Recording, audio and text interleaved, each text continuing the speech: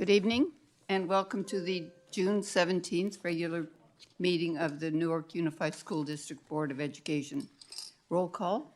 I see that everyone has signed in. Next, we move on to 1.3, public comment on closed session items, and we have one. Ms. Parks.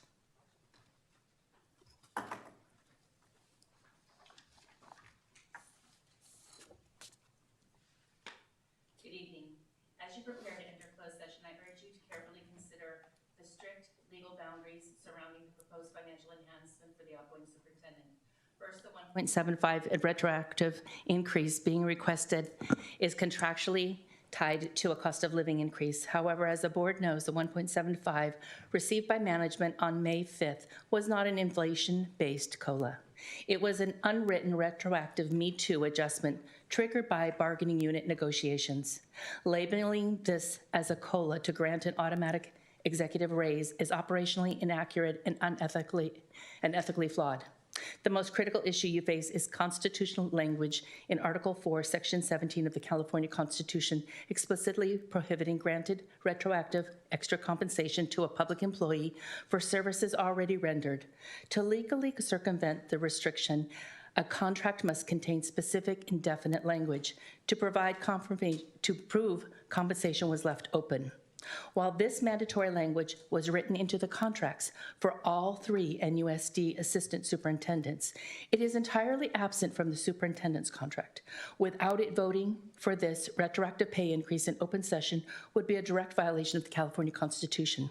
Finally, regarding the 10-day per diem payout, Section 8 of her contract clearly mandates that a written justification for all excess days worked must be provided to the board president. If this board truly values actual transparency, that written justification should be made available to the public. True transparency requires this documentation be made available before any funds be approved. And as you go into closed session, I urge you to follow the letter of the law and protect our district from unconstitutional expenditures. After I wrote this speech, President Thomas posted on social media, "The board has received comprehensive 6-page legal opinion from our district council utilizing the California Education Code, Attorney General opinion, and relevant case law. This review confirms that contractual provisions do not violate the California Constitution, prohibits against gifts of public funds." Note on transparency. While this legal document is currently confidential under attorney-client privilege, I intend to seek formal board approval to release it fully to the public. I hope in the spirit of transparency, you will support President Thomas's request and fully release the 6-page legal opinion to the public. Thank you. Thank you. So next we move on to closed session where we will discuss 2.1, public employee discipline dismissal release complaint. 2.2, conference with legal counsel regarding anticipated litigation. 2.3, conference with labor negotiators, employee organizations, CSEA and NTA. And 2.4, public employee appointment, employment, title, Director, Information Technology. And 2.5, negotiations with unrepresented employee, district negotiator, board president, position, superintendent. With that, we are retiring to closed session.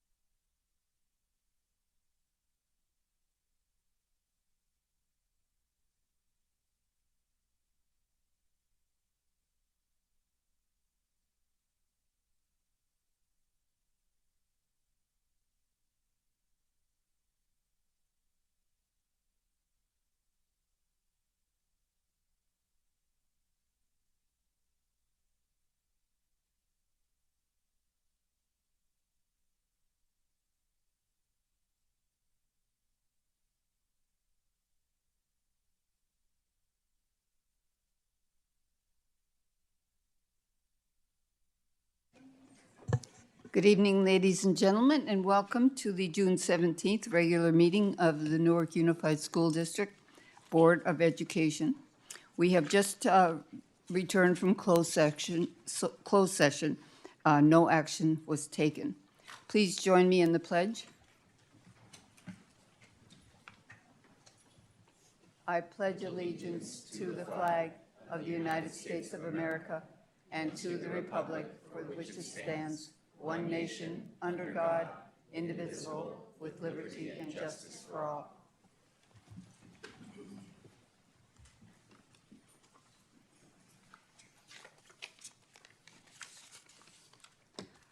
Next, we move on to 4.2, meeting practices and information.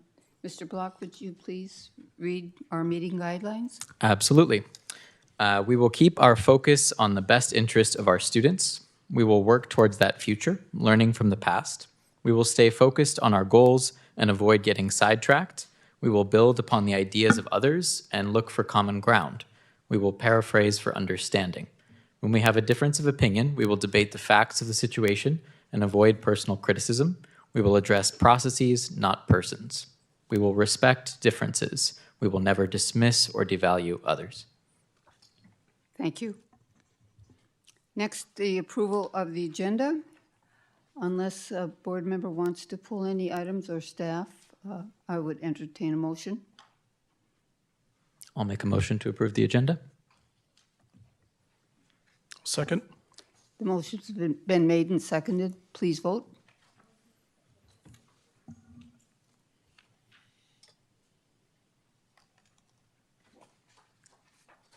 Five ayes. The motion passes.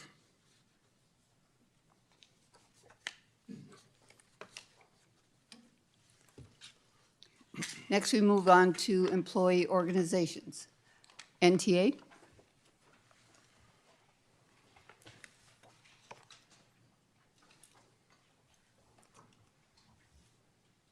Hello, school board members, executive cabinet, and community members watching here and streaming at home. My name is Rachel Bloom, and I'm the president of Newark Teachers Association. NTA represents certificated employees in the district, such as teachers, speech-language pathologists, school psychologists, and counselors. I hope everyone is having a restful summer so far. I'm doing typical summer teacher things. I went on a short road trip. I'm cleaning out the garage, and I'm having lunches with old friends to catch up. I don't know if anyone here has a friend like this, but I have a friend, let's call her Sally, and she tends to be a bit negative. For example, I told her about how the district is trying to save money by combining the alternative education director position with the principal of Bridgepoint position.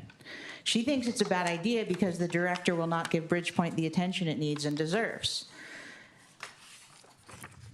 I have to admit, I'm worried that the new Bridgepoint administrator will neglect their duties by spending the bulk of their time at the DO and only a fraction of their time on the site. I hope I'm wrong. I told Sally about how start times and dismissal times will be changing throughout the district.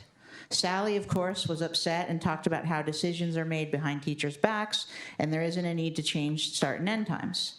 I explained that instructional leadership teams at each site must have been consulted about the time change, and a decision to change must have been approved by each site's ILT, a group that contains NTA members. I hope I'm right. Sally heard about the superintendent getting a raise and possibly getting paid for extra work days, and of course, had a lot to say about that. I told her that if the superintendent was getting paid for up to 10 days of extra compensation, then she would have provided a written justification and submitted it to the board president, just like it says in the superintendent's contract. The justification would get put on the agenda to make sure that we were being as transparent as possible, and I hope I'm right. I mentioned the grand jury report to Sally. While she was not surprised, she was very disappointed. She was very concerned about the last recommendation of looking into merging with a neighboring school district. I told her I am sure the board will make changes and follow recommendations. I reminded her that the grand jury only recommended looking into merging with a neighboring district. It did not demand that we do so. We have a new superintendent coming in. Our future is bright. We have a reason to be optimistic, and NTA members are here to partner with the district to provide the schools that our students and community deserve. Thank you. Thank you.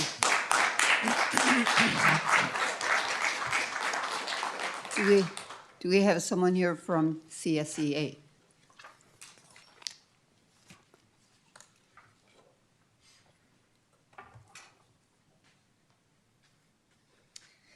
Hello. Hello, members of the board, staff, and community. For those of you guys that don't know me, my name is Maria Heffer, and I am CSEA President of Newark Chapter 208 and the member of the CSEA negotiations team. I want to remind the board that we continue to be disrespected as we are still working under the expired contract as of June 30th of 2025, and we have been bargaining a successor contract with the district for close to 18 months. Our CSE bargaining unit members have not received a pay raise since 2024.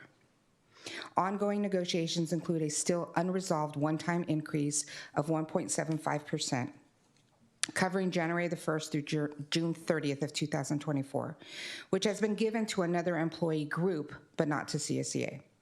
Tonight, you're taking action to approve a retroactive increase of 1.75% to an outgoing superintendent's salary effective July 1st of 2024. Usually, superintendent increases are tied to performance reviews, but the current superintendent has not had a performance evaluation that would warrant such an increase. Former Superintendent Dr. Mark Triplett's contract increases were based on merit, job performance, district physical consideration, and any other criteria determined relevant by the board. Incoming Superintendent Dr. William Eager's pay increases will be considered after an overall satisfactory performance evaluation. As you take action regarding retroactive compensation for the outgoing superintendent, remember that CSEA is still working under an expired contract without a pay increase since 2024, without a resolution for the 1.75% for half of 2024, without a resolution on the pay increases for the 25-26 year or the 26-27 years.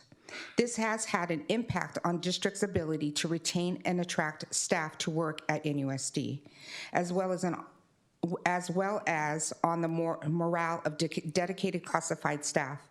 We want all staff to be prioritized by being budgeted into the physical plan moving forward, because supporting our staff is supporting our students.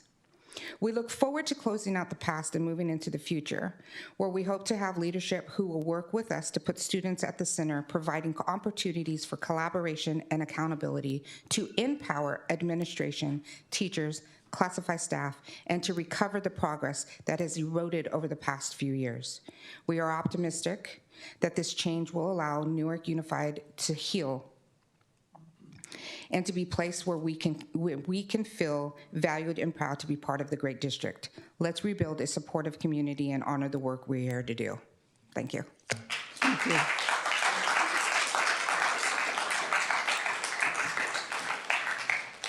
Next, do we have Numa here? Seeing that no one is here, we move on to recognitions and celebrations. Superintendent?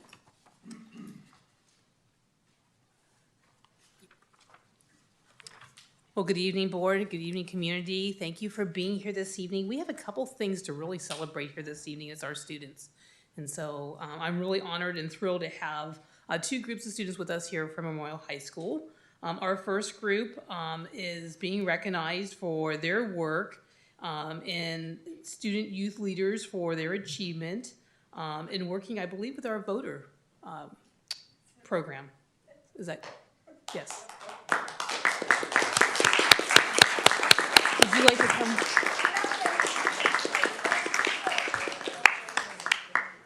If you could just share just a couple of things about the voter program with us, that'd be great, and then we're gonna recognize our youth. Okay, for sure. Yeah, so we did a thing, me and a couple other students who couldn't be here today due to like jobs and other prior appointments that they had. We talked to every single period of, I think, English classes, and we went through the process of registering them to vote even if they weren't 18, and just getting them informed on the entire, like the history of voting and the voter process, essentially. Yes. Yeah, they did it in coordination with the League of Women Voters of Fremont, Newark, and Union City. And this spring in the Tri-Valley area, we got about 400-ish students from Newark Memorial, and we registered about 3,500 just in the Tri-Valley schools, and also Tri-City, I should say. And then for the last 8 years combined, we registered over 13,000 students in Fremont, Newark, and Union City. And it's all because of the work of the students who lead it. They do presentations to their peers on the history and importance of voting, and then we train them on how to register their peers. So it's a really important program. We've got the future of our democracy in the hands of our youth, and they are doing a great job leading that. And I also wanted to say thank you to some of the board members who have come and volunteered at these events. It's a great way to show your support as well as get some visibility. And we'd like to encourage you to do that again next time. We do it every 2 years because we do all the juniors and seniors at the school. So If you could thank both just introduce yourself, just so we Oh, have it I'm on the sorry. record. My name's Julie Dunkel, and I co-founded the program with my son Michael right after the Parkland tragedy. And I'm also a member of the League of Women Voters, in Fremont. We started the program to honor those students whose lives were lost and voices were silenced, so that they, we could get other students involved in trying to make our democracy better and keep it strong. And then I'm Gianna Hernandez, one of the student leaders. And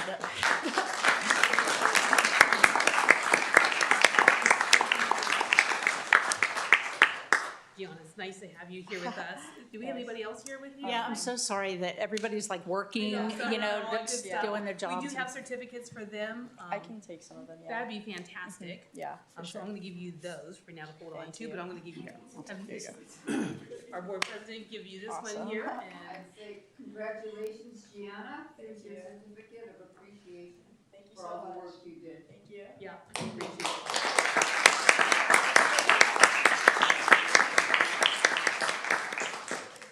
Congratulations. Thank you. Thank you so much. Thank you for your work.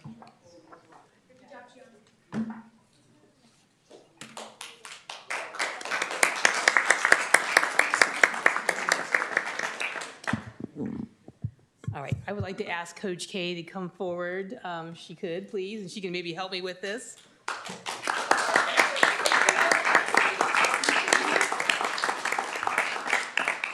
We've got some champions among us tonight over here from Memorial High School, and we're so excited to introduce our varsity girls softball team. And so maybe you could help me out with these recognitions. I can ask the board to come down so we can get a picture of all of us while we do this and congratulate our Lady Cougars. All right. You want to just read their names? Yeah, that'd be great. Okay. Okay. Our 2026 varsity softball team accomplished something that no other softball team in the history of Newark Memorial ever has done. And they became the first softball team to win a section title. And so I am extremely proud of their league championships. They were undefeated league champions and then advanced to the North Coast section playoffs and became Division IV NCS champions. And so I'm extremely proud of all of the work that they put in on the softball field. But more importantly, we have a mission in Newark Memorial Athletics to create and build champions in life. And these young women are a prime example of the most selfless, hardworking young women that I have ever had the opportunity to be a part of their life. And so it has been a complete blessing for me to be a part of their journey. And so I am extremely proud of them, not just for what they do, but for what they model for all of the people in our community, on our campus, for the adults, everybody that comes around them has no choice but to feel good energy and to just see what hard work really, really looks like. And so I'm extremely proud of them. First, we have Cadence Benner.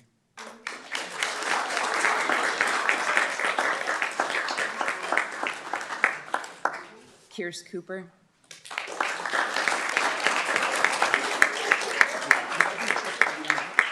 Okay, so just stay up here because they're gonna take a picture. Zoe Hanohano.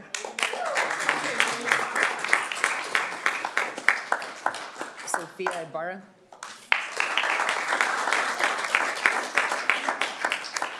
Caitlin Rose. Ariana Romo.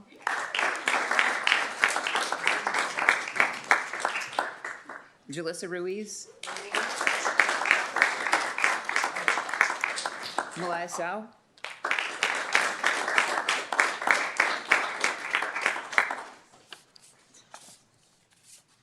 Addison Waterhouse. And Kate Williams.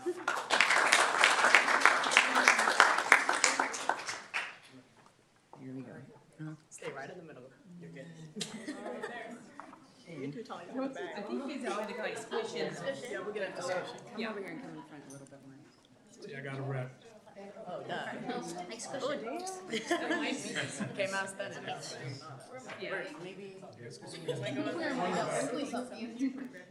Can you see? Where Yeah, are you? see. She's doing this on purpose, Mike. You already. We're so cute.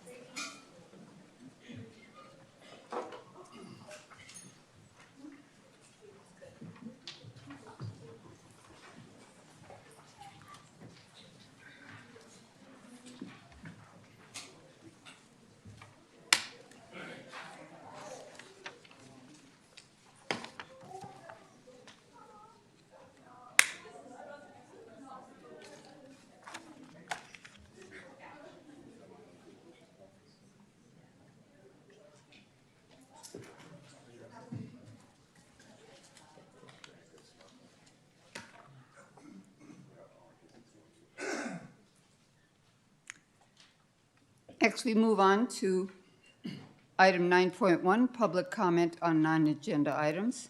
And we have 3 speakers. First, David Fink.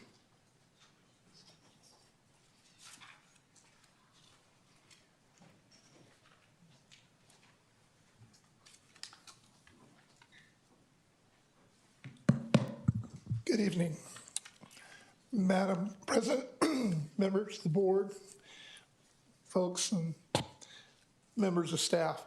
My name is David Fink. I've been a resident here since 1984, raised 2 children in this school district. I just had a granddaughter graduate from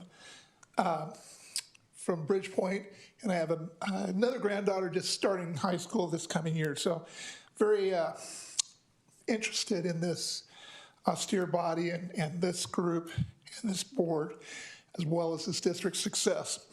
I read the entire full grand jury report and digested it. I wish I had time. 3 minutes is not enough to discuss it, summarize it.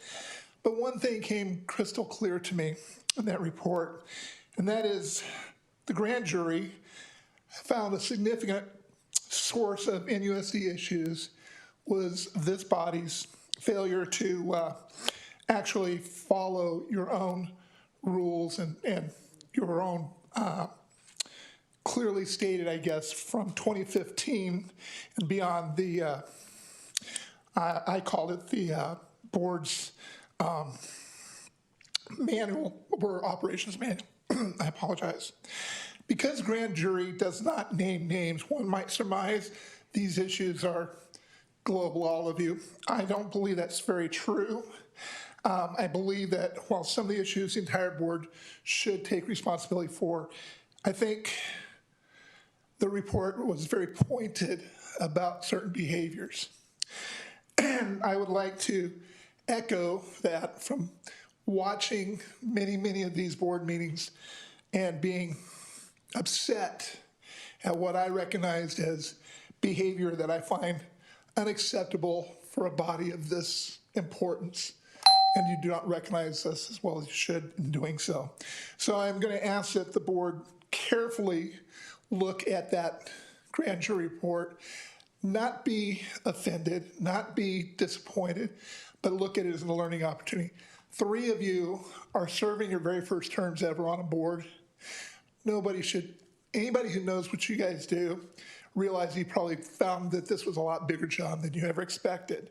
So it's acceptable to me that people in their first term are going through a learning phase. But we need as a board, you need to, as a board, to come together, and we need to get rid of the abusive behaviors that we have seen from the dais by certain members. I was better prepared than this, obviously not. The final, reading the social media comments. Oh, That's I'm it. sorry. Thank you. Thank you.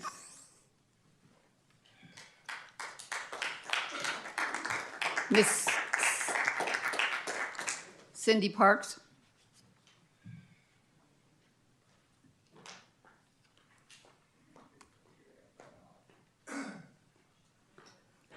Good evening.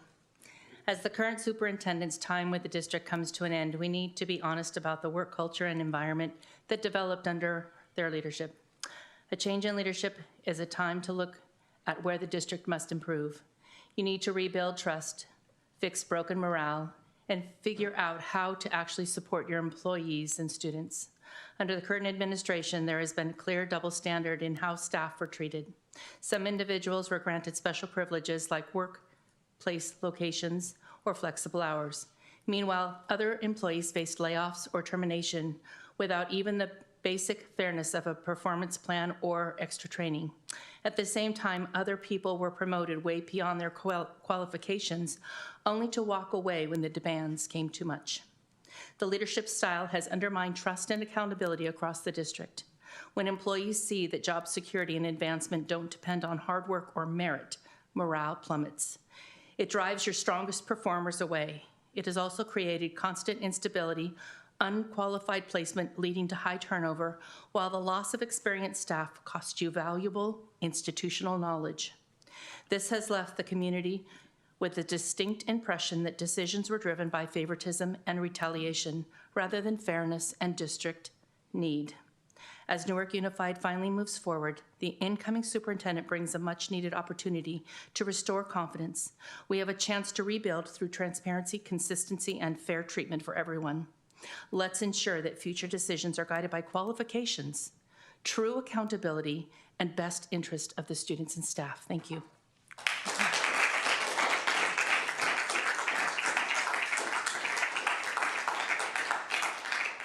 Ann Kaudnasalga, could you come forward and maybe show me how to pronounce your name? It's Kaudnasalga. Thank you. Good evening, board members. My name is Ann Kaudnasalga, a parent of an SDC student. I am here again because many of us feel our voices are not being heard. Since April, SDC parents and community members have repeatedly asked for this issue to be placed on the board's agenda for public discussion and a vote. Written request was submitted on May 25th and again on June 11th, yet once again, the issue was not placed on the agenda. The board's role is to serve students, families, and the community. So when countless parents and community members continue to ask for transparency and a public discussion, why are those requests being ignored? If declining enrollment is the reason for eliminating SCC classes at Kennedy, then why were 2 additional mild moderate SCC classes added at BGP BGI at the start of the 25-26 school year?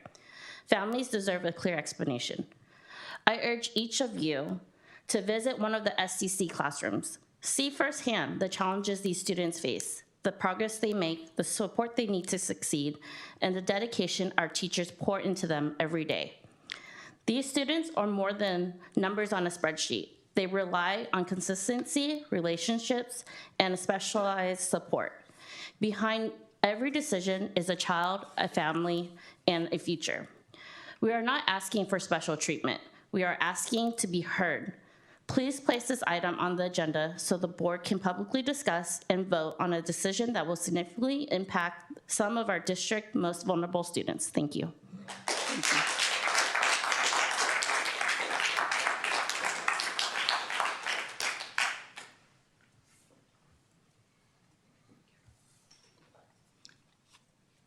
Next, we move on to the superintendent report. Oh, yes, I'm sorry. Public comment on agenda items. Ms. Parks, you have 3 public comment on agenda items. Do you want to speak now or later? Later. Later, thank you. Superintendent?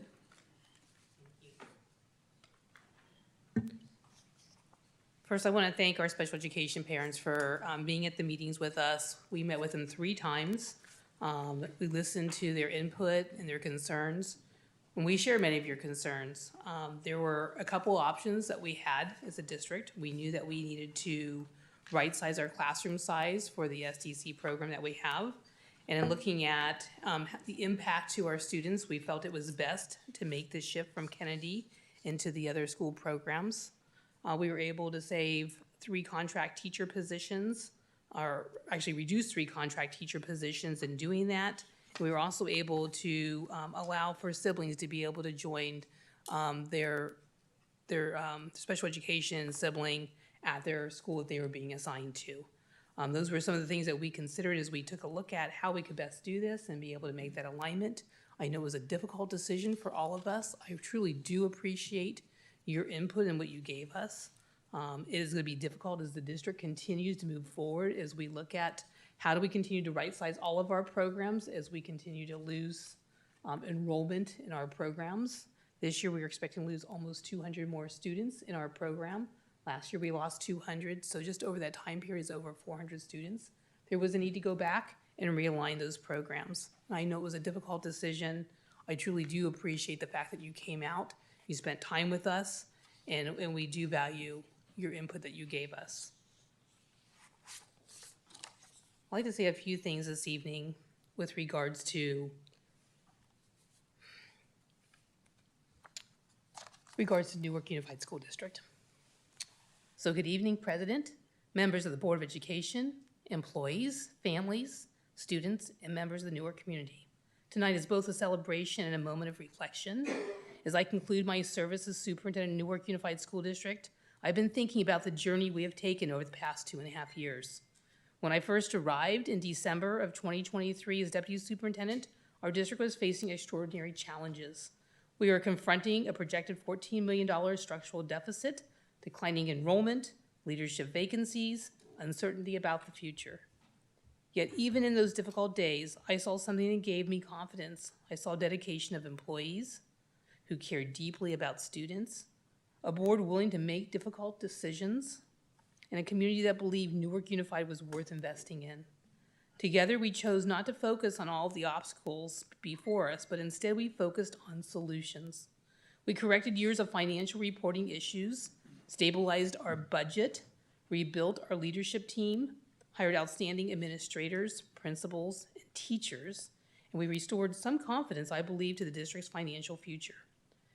Those accomplishments did not happen because of one person. They happened because of hundreds of people that came together with a shared purpose and willingness to do what was right for students. I want to especially recognize the employees who stepped forward during our most difficult moments.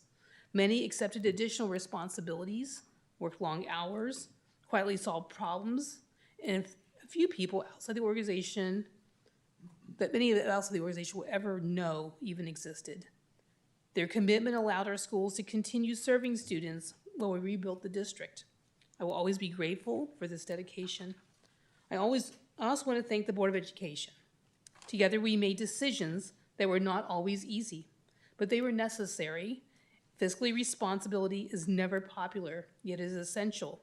And if we are to preserve educational opportunities for the future, for future generations, I truly appreciate the board's willingness to stay focused on long-term sustainability rather than just short-term solutions. One of the accomplishments I am most proud of throughout this and every challenge, we never lost sight of why we are here and that we are here for the students. Our teachers embraced new instructional practices. They used data to strengthen instruction. They participated in learning walks and focused on knowing every student's story. Those efforts are producing measurable academic gains across the district. Behind every percentage point of growth is a student who discovered confidence, they overcame obstacles, and they realized they were capable of doing more than they could ever imagine. I'm also incredibly proud of the work accomplished by both our enrollment center and our food service department.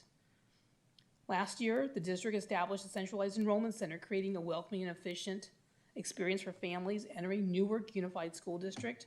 The team has worked tirelessly to support parents through this enrollment process while ensuring students are connected to the schools and services that they need from the very first day.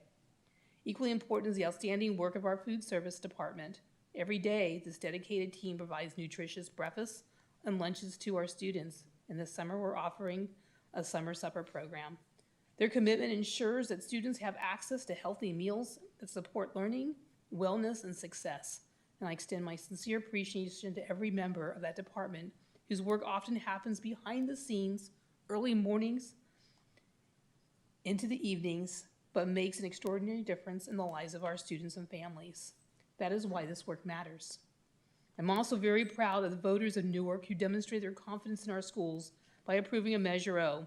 That investment of $205 million will provide the future students with facilities that match the quality of education they deserve. It is an investment that will benefit this community for decades. As I look towards the future, I believe Newark Unified has an extraordinary opportunity. The conversations beginning tonight about district properties are not simply about buildings. They are about the possibilities to reimagine this and what our district will look like for the future. They are about creating schools that prepare students for careers that they do not even exist today. They are equipping them with the skills in science, technology, engineering, the arts, innovation, and design learning environments that inspire creativity and collaboration, and most importantly, curiosity. Those conversations will require thoughtful planning and meaningful community engagement. I encourage our community to participate, ask questions, share ideas, and help shape the future of Newark Unified Reimagined. The best decisions are made when everyone has a voice. I have complete confidence in Dr. Eager as he assumes the leadership of the district. He inherits an organization that is stronger, more financially stable, and academically improving, and positioned to continue moving forward while there is still important work ahead. I know the foundation has been built for continued success. Before I close, I simply want to say thank you. Thank you to our Board of Education for your trust and partnership. Thank you to the administrators, teachers, classified staff, and bargaining groups for your dedication to our students. I want to thank Toya, Karen, Victoria, and Mike for your dedicated and care for this district. Most importantly, thank you to the students of Newark Unified School District. You have been an inspiration behind every decision we have made. Watching your resilience, your achievements, and your growth has been the greatest privilege of my career. Serving as your superintendent has truly been an honor. I leave with immense pride in what we've accomplished, and together with great optimism for what lies ahead. The future of Newark Unified School District is bright because of people who make this community so special. And I want to thank you for allowing me the privilege to be able to serve all of you. Thank you.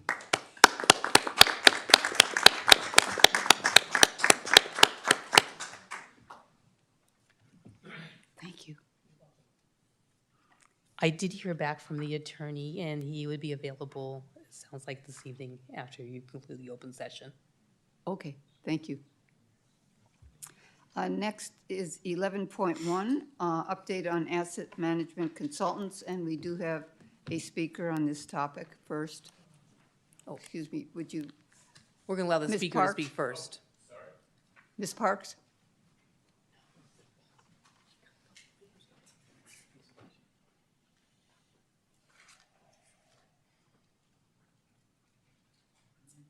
Good evening. I would like to thank the firm for their presentation. They provided a framework looking at your real estate portfolio, mapping out 12 district sites. However, as a community member looking closely at the details, there are several glaring inaccuracies, omissions, and lack of source detail in the presentation that will hopefully be corrected before phase 2 decisions are considered, and maybe some of them can be cleared up this evening. The presentation claims a total district capacity of 9,408 seats, leaving over 5,100 available seats across the school campuses. This data appears to be pulled directly from the school's justification study report, which calculates capacity based on rigid state formulas for building square footage. This does not reflect real operational capacity, as it completely ignores the space currently used for like offices, bathrooms, libraries, specialized labs, counseling offices, etc. So it kind of gives you a false sense of what your capacity is my point. The presentation completely excludes separate data for the Whiteford site and Sam Scott Field. Furthermore, the alternative ed campus is labeled as Bridgepoint High School throughout the deck. To accurately reflect the district's facility, it should be labeled the McGregor campus. Is the Whiteford campus hidden inside the 19 acres listed for the McGregor campus? I believe what I was shown earlier this evening that it is. Is the Sam Scott Field bundled into the Newark Middle School data? The presentation lacks clarity regarding these facilities. Throughout the presentation, specific figures regarding total acreage and capacity are presented as facts, yet absolutely no source documentation, and some of the information is cited to prove that their numbers came from the, or whether they came from the ADIS master facility plan. One example is that I knew that Lincoln says that it is 11 acres, and yet it's 13, and there's a couple of other ones that I'm not sure that it's accurately reflected there.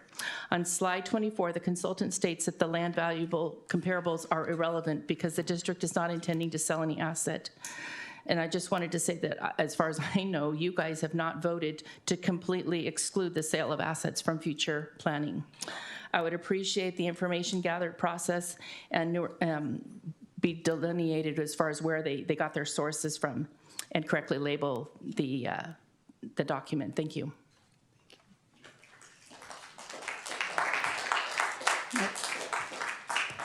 All right, I'm excited to talk about this next presentation. It's been a lot of work that's been done, and I want to thank our 2 committee members, Aiden Hill, Austin Block, for your good stewardship and leadership as we move forward.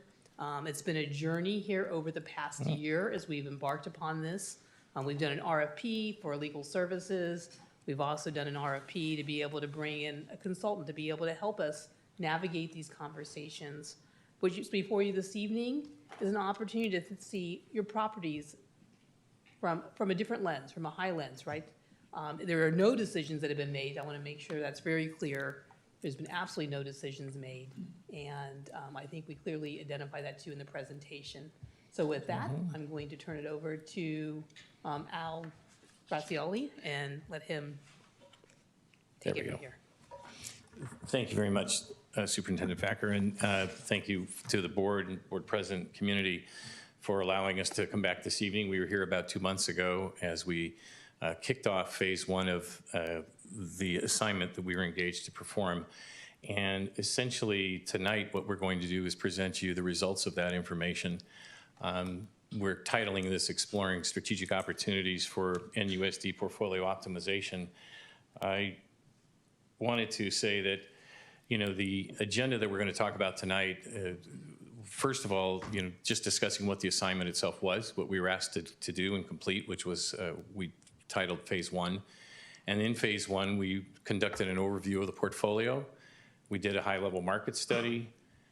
We came up with a range of revenue projections, and then we'll talk a little bit about how this information may be used to start what could be Phase 2, which would be to begin a workforce housing initiative on behalf of teachers and staff here at Newark Unified. And then, of course, we'll summarize all that and have time for questions and answers from the board.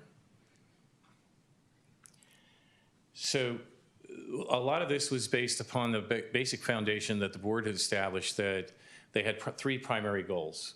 The first was to attract and retain high-quality teachers and staff. The second was the ability to offer competitive healthcare benefits to the employees. And third, to identify workforce housing solutions that can support the employees.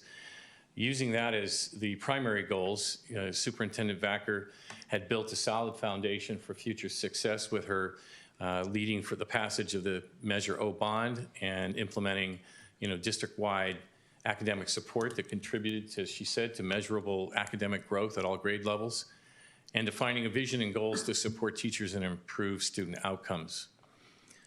Building upon that foundation, you now have Dr. Egger, who brings a new vision and an experience and certainly enthusiasm to this process. We know that Dr. Egger is committed to community input. There's one of his plans and goals would be to begin, as Superintendent Vacker said, to begin to reimagine district facilities, to put the district facilities in a position and the students in a position to be able to grow and learn in this new world and this new age that we're facing. And he's also interested in finding out, he's experienced in workforce housing initiatives, having done that at his previous school. So I think you've got a lot of good background and foundation here and a lot of representation and certainly enthusiasm from Superintendent Egger to begin to move some of these district goals forward. And I just want to, it bears repeating, but this, to be clear, no decisions have been made. No decisions are being made. We're strictly gathering data in this part of the exercise. It's not the first step towards school closures or consolidations. There's a lot of information on here. We intentionally have identified all the properties, but just because a property is on this list, it's simply a piece of data. It doesn't represent that a decision has been made to use that property for any future intended use. And by the way, even if something was to happen on one of the properties that's in your portfolio, generally that would probably take at least 4 more years before ground would be broken. So there's ample time for the community, the board, and others to provide their input into whatever decisions are being made. So again, our phase 1 scope and deliverables, as I said, was to basically gather information. Now, to that end, we took a look at not only information that was provided by the district, but we also looked at Google Maps and other software that we have to identify properties and ownership and size and acres. And we also had the opportunity to meet with some of the officials from the city to get their input in terms of, what do they think about the district assets? What are their needs, and how do our needs and their needs possibly align? We can report that those meetings have been very productive, and they are very supportive of seeing or helping the district, find a way to make best use of the assets portfolio, because a lot of the things that the district may do may also support the goals that the city has. We did explore the viability of providing affordable housing options for teachers and staff on the sites, and we also looked at, what opportunity might some of these sites have to be able to generate revenue to be able to support your other goal, which is to provide healthcare benefits to staff. So what did we find? I mean, as many of you probably already know, the district has approximately 12 sites in their portfolio. There's around 193 total acres of land that the district owns. You support about 4,200 students, and you have about a 9,400 seat capacity. Now, that capacity is based on information that was provided both by the district and does include the portables that are on the sites. If you took those portables away, that number would probably go down by about 1,000 order of magnitude. But the portables are still there, so we still count them as capacity. So there's 3 secondary, 6 primary, 1 closed school, Snow Elementary, and then the 1 district office at Music, and there's 1 district M&O yard. In terms of the grades and enrollment and capacity, we've listed all the schools here, and the enrollment is currently around 4,200 students. Again, your capacity is somewhere in the neighborhood of 9,400, so that means you have a little over 5,000 available seats. And I am more than happy to adjust these numbers to reflect whatever the real data is or whatever number you want to use, but these are the numbers that were generally provided or that we researched. The point is that there seems to be ample room in district facilities to be able to accommodate any meaningful amount of growth over the next few years. And so you have excess capacity. Now, whether that capacity is 5,000 or 4,000 or 3,500, we can hone in on that number even further, but it's a big number. So the other thing we were asked to take a look at is, what is the highest and best use of some of these properties?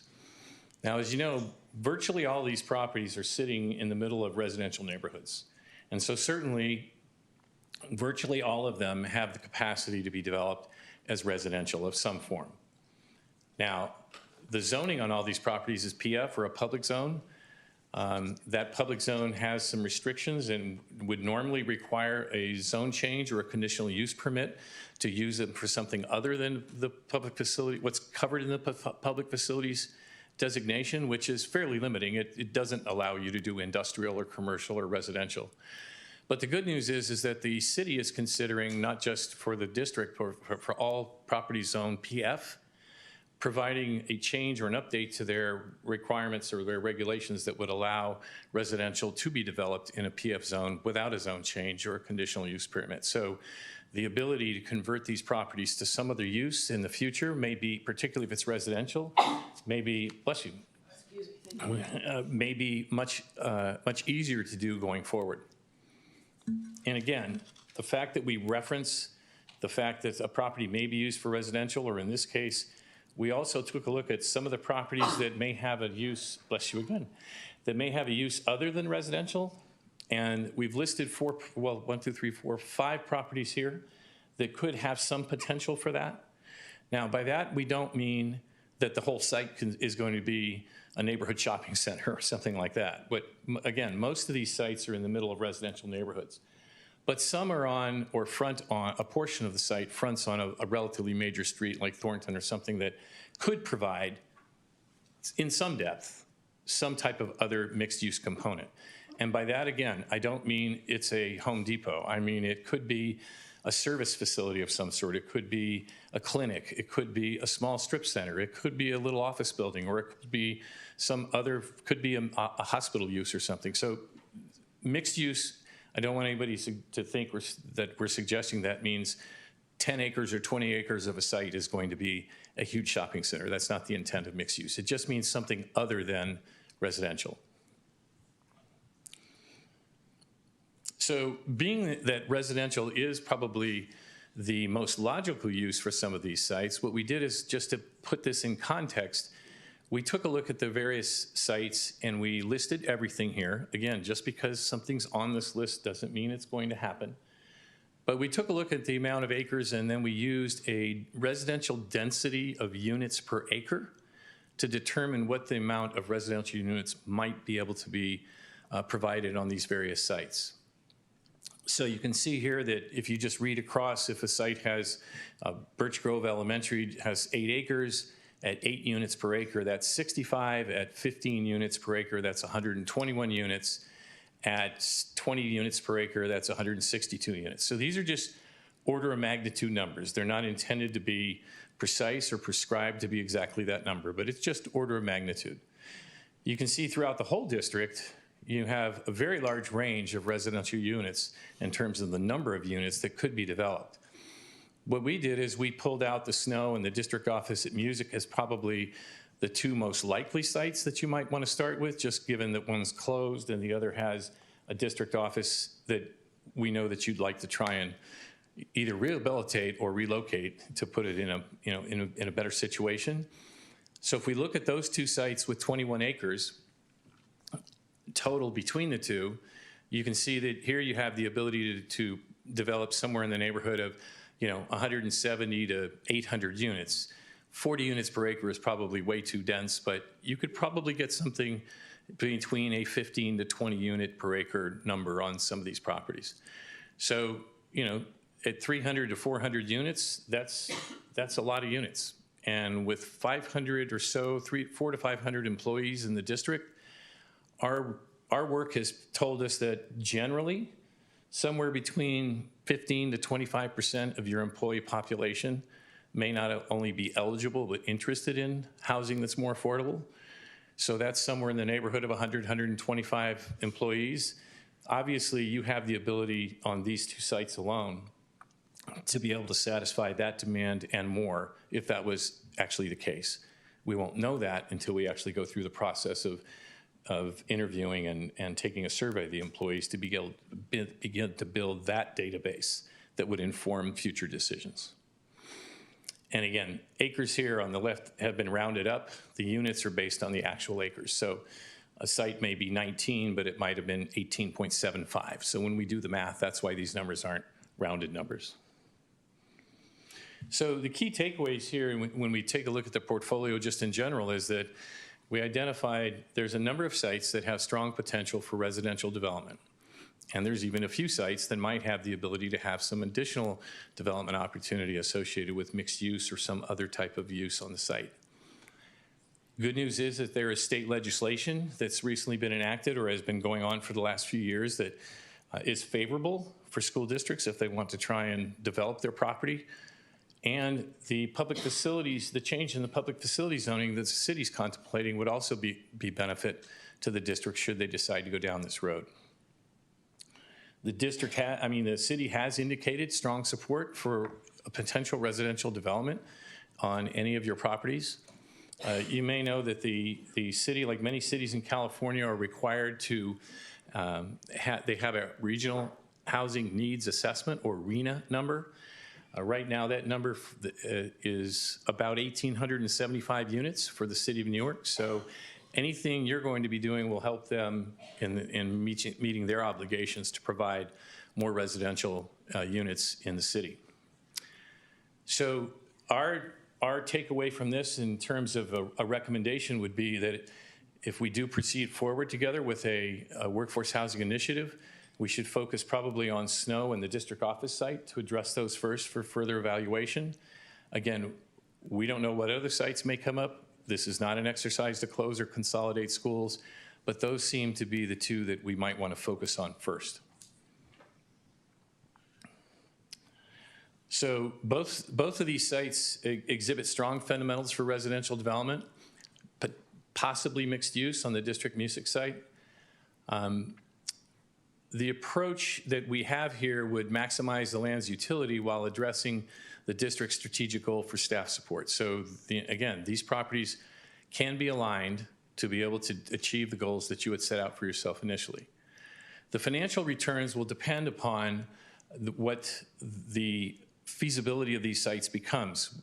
We have not gone through a detailed analysis of every site yet, but there certainly is a potential. But the next thing that we'd have to determine is what are the costs of building? How do those costs affect the financial viability? And what is the difference between the affordable rents and the market rents in the community? Because the farther that gap that exists, the easier it is to secure some of the low interest rate financing that's available federally for affordable housing development.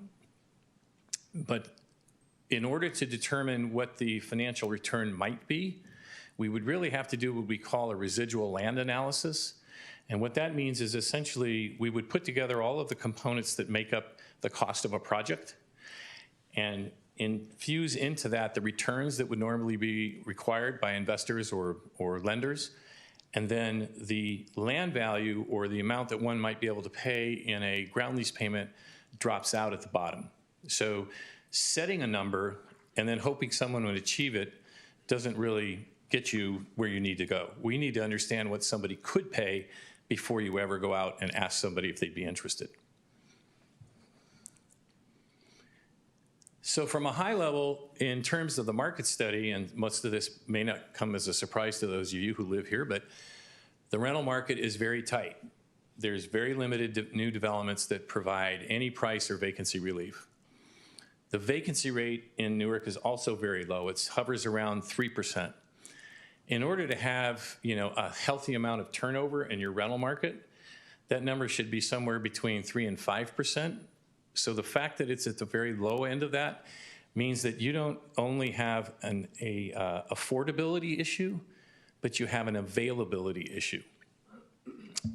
In Newark, someone would need to have an annual household income of $73,000 to $127,000 a year to secure affordable units based on local market rates. And by affordable, what we mean is a rental rate that does not exceed 30% of your gross income or your household income. The for sale market is similarly constrained.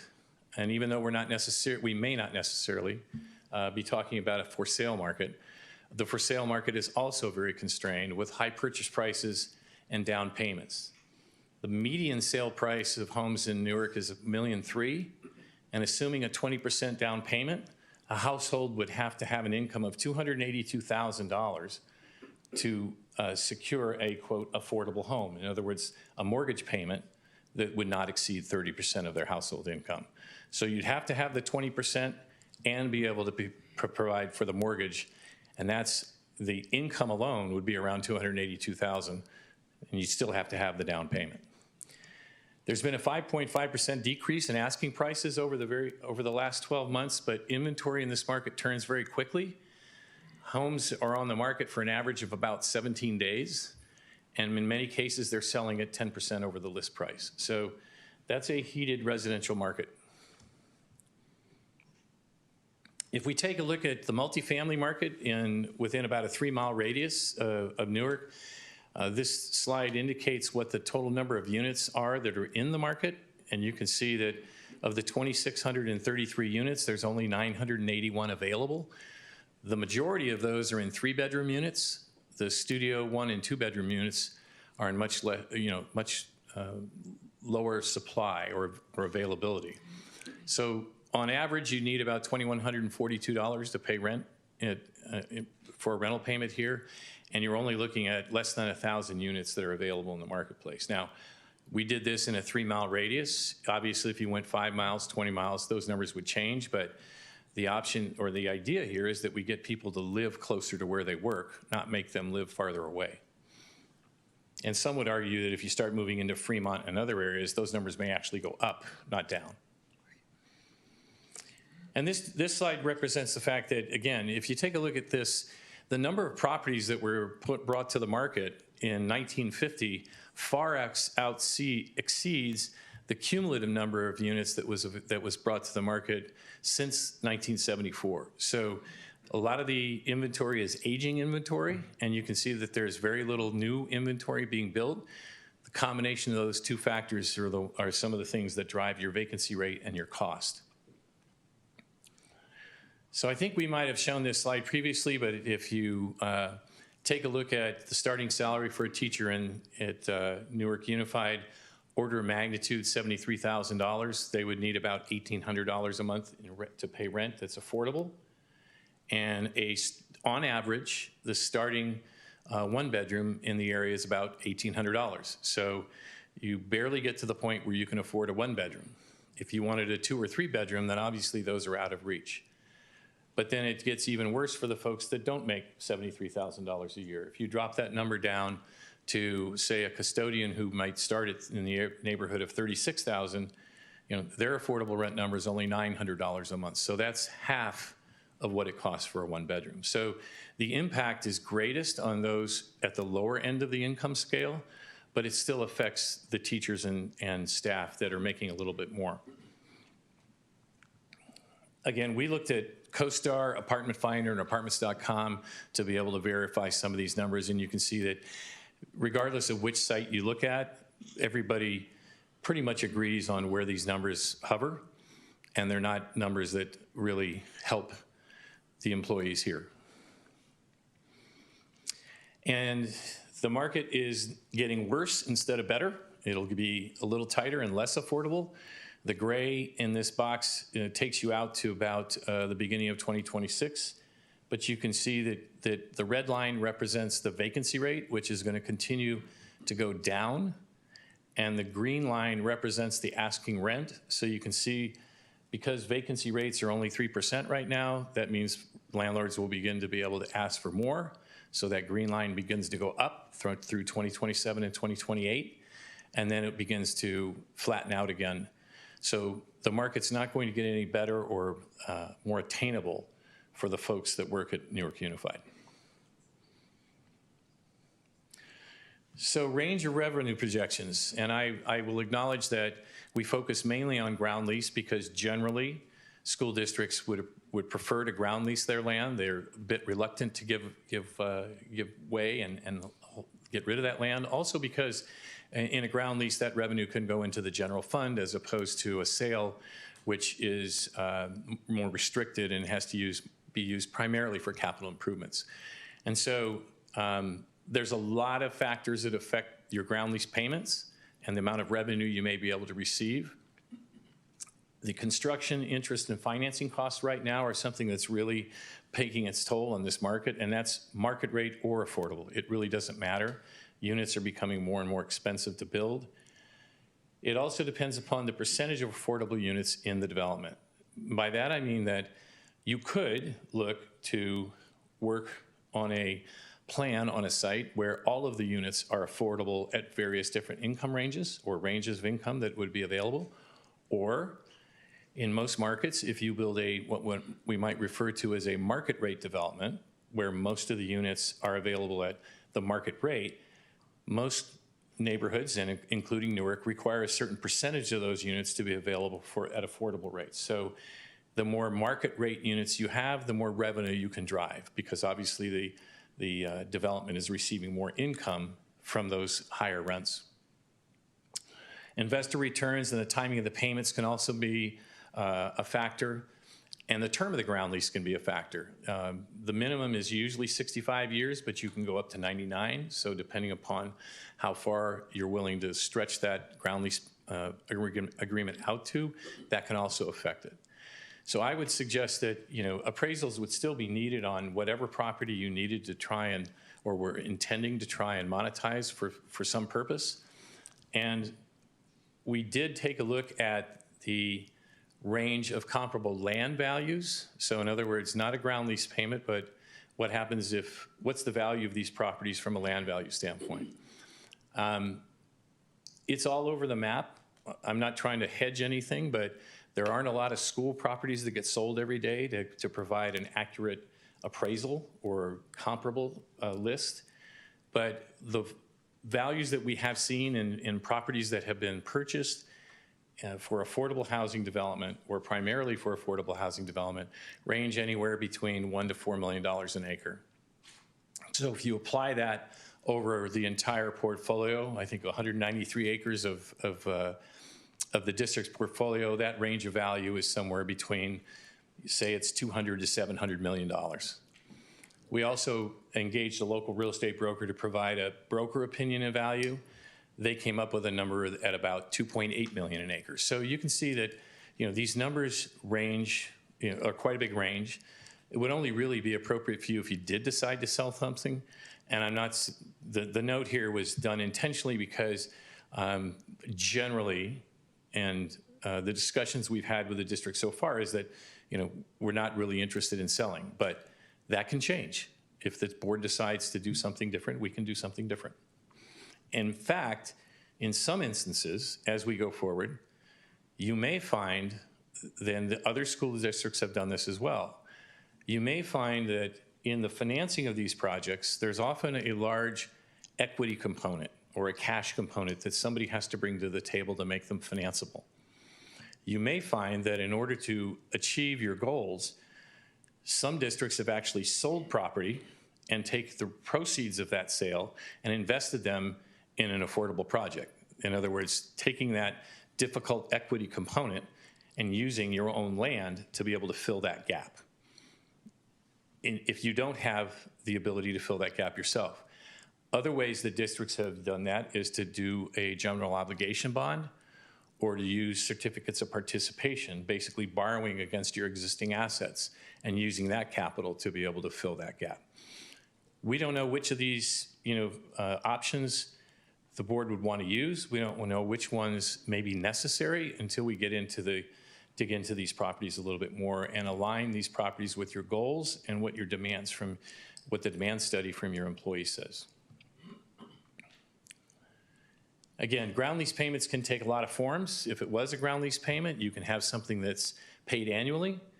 You can have a payment that's made upfront, where possibly 5 or 7 to 10 years of the ground lease payment is paid in advance, but then you don't receive any ground lease payments for that period of time. So you might get a one-time cash infusion of a ground lease payment that could be used to provide support to your general revenue, your general fund. But at the same time, you might then not receive anything for the next few years from that property. So these are all, there are options, and again, we have to figure out which of these options aligns best with your needs and your goals. And the key is to find the balance between meeting the district's needs and ensuring the project remains viable. Because the last thing you want to have happen is to have a building start or come out of the ground, and then 4 or 5 years from now, you find that there's not enough revenue being generated by the project to support the operational cost and the management fees and your operating reserve. So if you decide, and if the board directs to go through to phase 2 of this, which would start our workforce housing initiative, I've just listed here some of the various things that are involved in a workforce housing initiative. I mean, the first is identifying a champion. And I think between the outgoing superintendent and the incoming superintendent and this board, or at least members of this board, I think you certainly have that. And that's very important, because if you don't have a champion, major initiatives like a workforce housing program or any major initiative at a district doesn't go very far. There will be a series of agreements and resolutions and things that I might recommend that you would adopt to make it resolute that these are your intentions and what you're trying to achieve. Those will survive various generations of board members, because this process takes a long time. Some of you will be here for this, and some of you will have moved on to other chapters of your lives. And so we want to make sure that we memorialize the reasons why we're doing this together. Obviously, conducting a visioning session to crystallize what your needs and goals are, and being able to put those guardrails and those guidelines established early so that everything we do after that is measured against those guidelines and that vision. And you want to engage the community early and often. And I know that that's something that Dr. Egger is very passionate about, is community engagement. And I think that's something that this board would support. But it's critically important that we make sure that the community understands what we're doing and why we're doing it, and the process and the timeline. I won't go through every one of these things, but one of the next things we would also do is we would do an employee survey so that we could begin to determine what the types of units, the rental rates, the number of projected units that might be needed to support your community. I mean, in some instances, it's a lot of single and 1 and 2 bedrooms. And in other instances, it may be a lot of 3 and 4 bedrooms. We need to know that information before we start determining the feasibility of what could happen on a site and offering sites out to development partners. And I think, certainly with outside counsel here, you have the ability to understand the impact of the Surplus Land Act and what your options are for how these properties can be monetized or moved from underutilized. I hesitate to use the word surplus. I always like underutilized, because surplus has a certain definition to it. So you take these underutilized properties and you're going to figure out a way to turn them into valuable assets. And obviously we identify potential sites for conversion and conduct feasibility analysis, and then implement plans that align with that visioning exercise that we talked about originally. Lots of benefits. I think we might have gone over this the last time, but obviously your first priority, or one of your first priorities, was to be able to look at using some of your portfolio to attract and retain employees, both teachers and staff. You can make your district become more competitive as an employer, hopefully an employer of choice. Certainly it's going to reduce commute times and have positive impacts on the environment. But it's also going to be able to provide a better quality of life for your students, for your teachers and staff. It's going to reduce stressors and improve their mental health because they're not on the road for an hour every day or whatever that time may be. And these employees can live in and become a part of the communities that they serve. And the other thing is that as a board, you are stewards, and your most important asset is your students. But you are also stewards of a huge real estate portfolio, and you need to act wisely, or I would encourage you to act wisely as stewards of your real estate portfolio as well as steward of your students. And finally, all of this culminates in being able to continue to provide or provide more positive educational outcomes for your students in your community. Again, community engagement is key. I would say start it early, start it often. We want to educate the community to the potential outcome and the use of these properties. Linking the sites to positive educational outcomes, again, is very important. And we want to anticipate concerns about expedited entitlement process. You know, we've mentioned that the state legislature has provided certain legislation that allows you to expedite some of the process, or maybe even, avoid or shorten the environmental CEQA process. That will be different if you use some of that legislation. That'll be different than what people are used to. And so we want to make sure that they understand the reasons why that legislation exists and how it benefits this process. And then I think it's also very important, and we would recommend that you make room on your website for this initiative so that we keep a lot of communication goes through there that's supplemented obviously by the community meetings and forums that we have, but post that information on your website. As people ask, there'll be a frequently asked questions section, for instance, that will already anticipate what some of the questions are going to be. And then as you go through this process, you can continue to add those questions and their answers to that. So people will constantly be informed of the reasons why this is happening and answering the questions that they have. So what would the timeline be? You know, it all depends upon how quickly the board acts and how quickly they make decisions. But generally speaking, and this is why we wanted to reemphasize that nothing happens overnight, these processes will take 5 to 7 years if we build from scratch on a site. Now, we'd also like to look at other options that might be able to provide units for your employees sooner, but a ground-up building development process takes about 5 to 7 years. So the sooner you get started, the sooner you'll be able to provide the units. The first phase, as we said, is really even more data gathering, digging down deeper into these sites, evaluating the feasibility, putting together your community engagement plan, and doing that visioning session. The second phase, again, is, you know, that's where we'd take a look at doing some test fits, doing some massing models, trying to get a representation of what could be built on the sites, and then beginning to develop some financial analysis around those. In the process that we've used successfully, we don't just simply take a piece of property and throw it out on the market and say, tell me what you think. We want to be able to understand, we want you to be able to understand what the real viability is of these sites.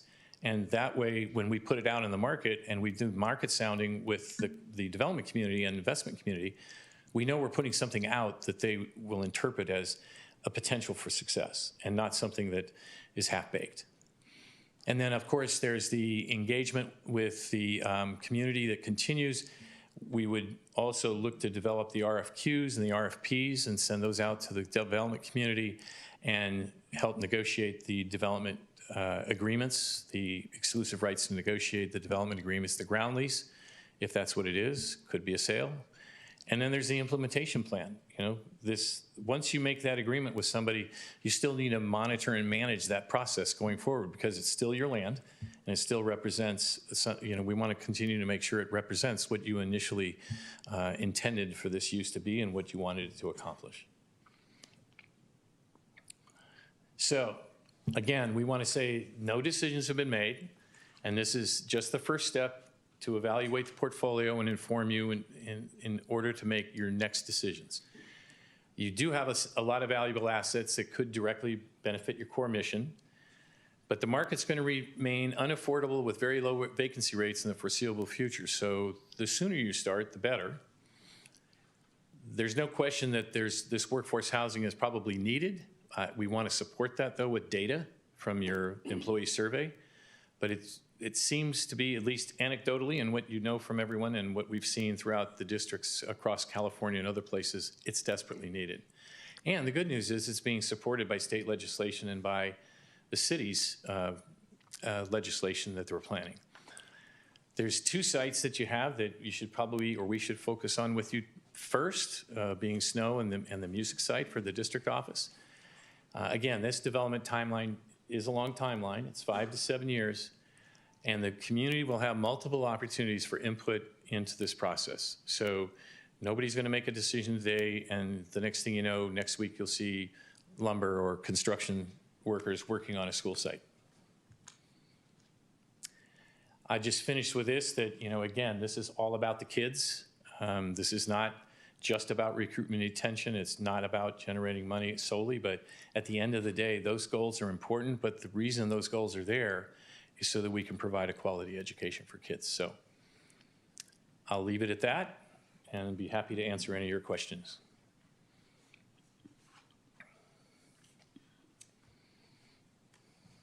Mr. Block? Thank you. First, just want to say thank you for an incredibly thorough and insightful presentation. I know a lot of work went into it, and it's just so helpful to see all of this laid out here so we can really start to think this through as a board and as a community. I'm just super curious to see what the community and NUSD staff have to say about it, what their thoughts are on workforce housing versus, ground lease for revenue generation for various purposes. So I'm just really curious to hear what district staff have to say, classified, certificated, and what community members in general have to say.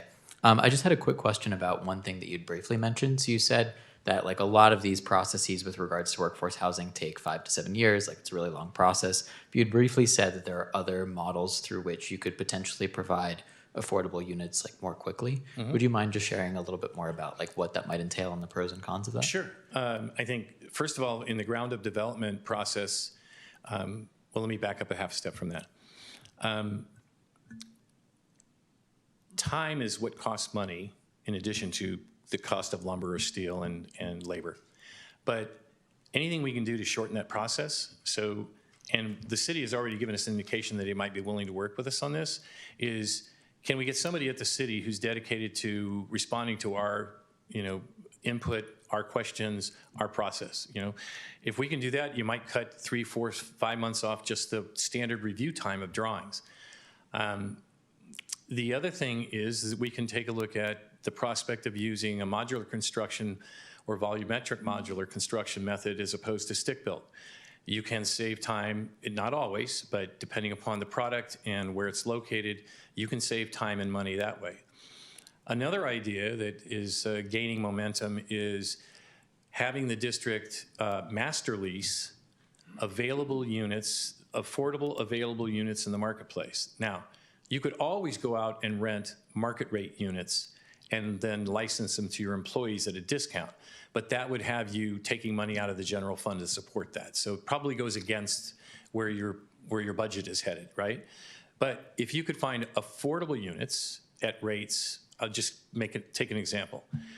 If an affordable unit for a family of 3 was $2,800 a month, I pulled numbers out of the air, it has nothing to do with what we just saw on the screen, but just for example purposes, if those affordable units were available in the market, and you had employees whose income aligns with that, then the district could master lease those units and turn around and license them to their employees. Those units are already available today.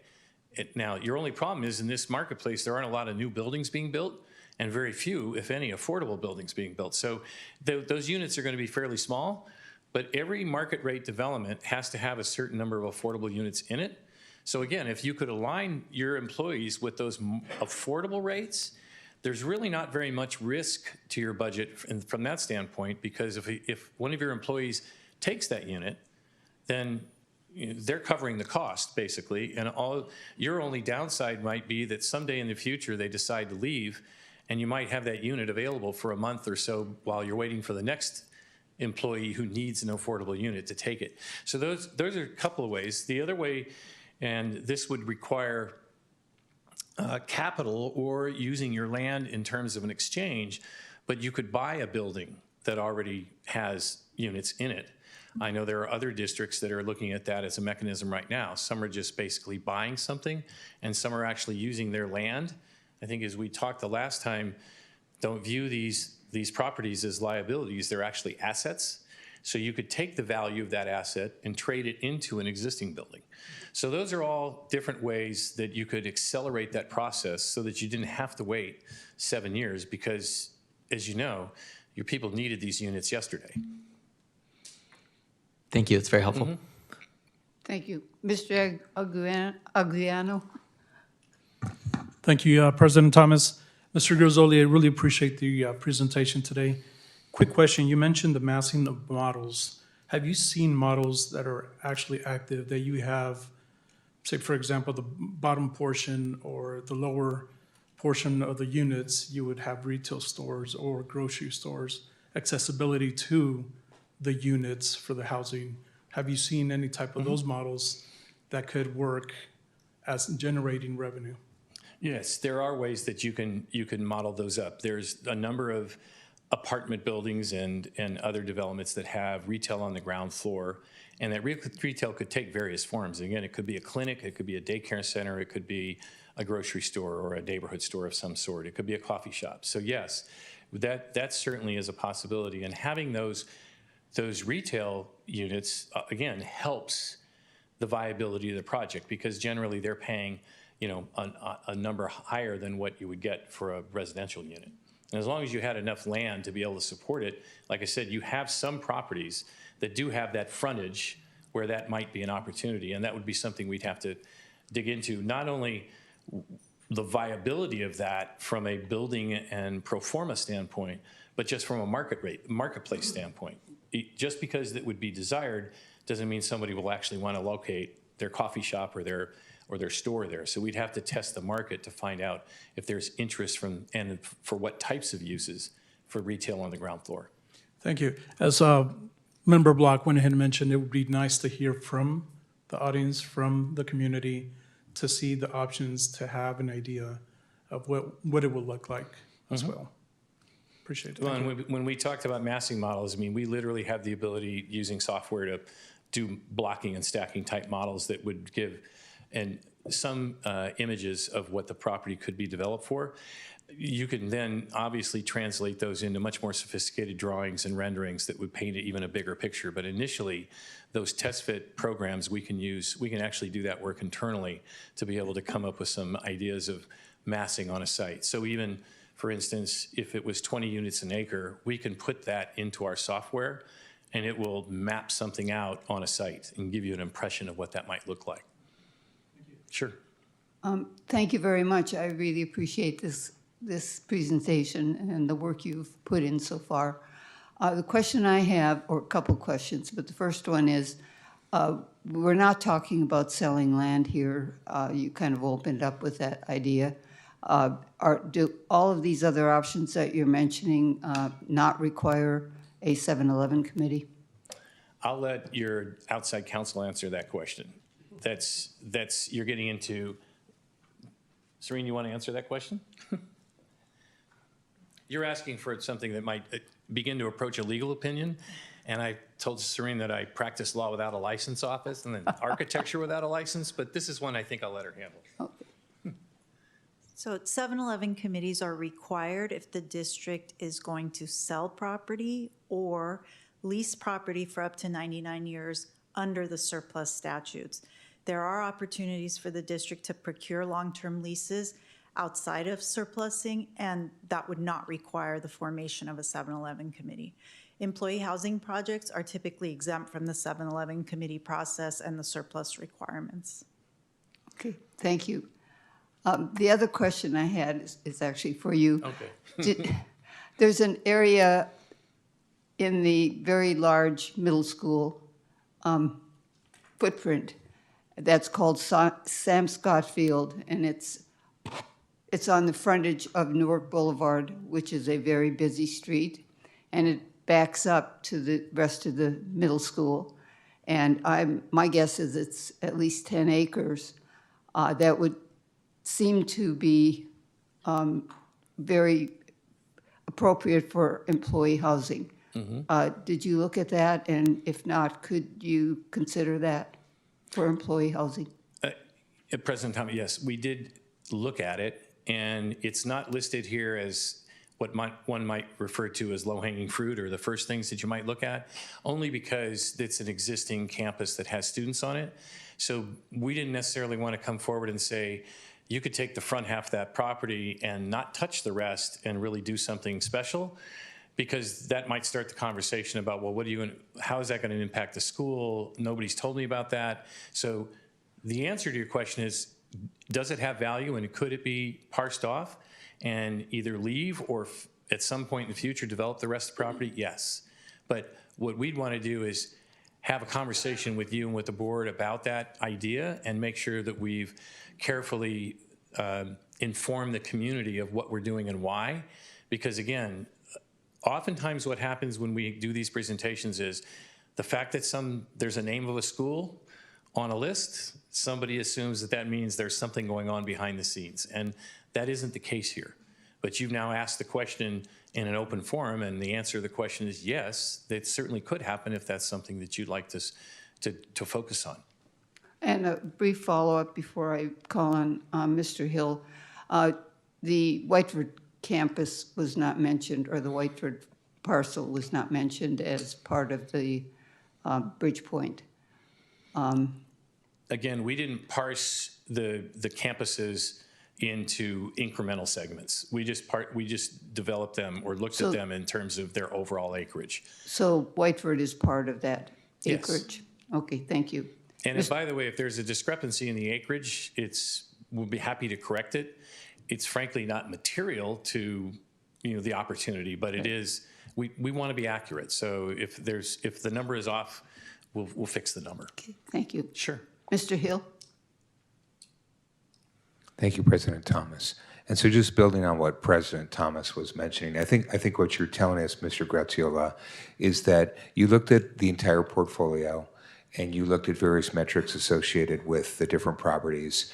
And then you identified that obviously the properties that are easier to address are the ones that are unoccupied, right? And so there's no existing use, and so those potentially might be the easier ones. But I think as President Thomas is indicating, there might be other opportunities that we just haven't looked at yet. So whether it's Sam Scott's Field or whether it's that whole sort of Bridgepoint site, and my sense also is that at your initial look at this, that we weren't necessarily looking at traffic flows, and that might impact your choice, particularly if you're going to look at workforce housing, where if you're going to build multi-unit, you're probably going to want to have it be on an arterial, on a bigger street, versus tucked away in some neighborhood somewhere. Is that a fair statement?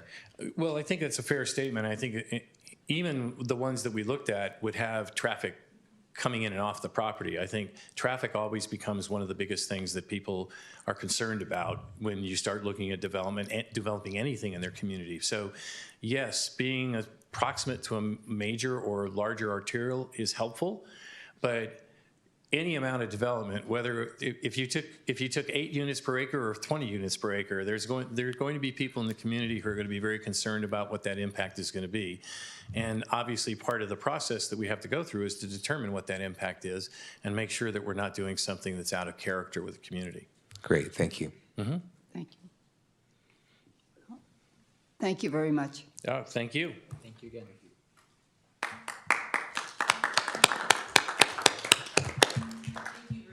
Your presentation this evening. We appreciate both of you and the work that you've done on this project. I also want to just thank Dr. Eager, who also weighed in on this with us as we were developing the presentation for this evening. So thank you so much. Next, Superintendent, we move on to Newark Unified School District local indicators.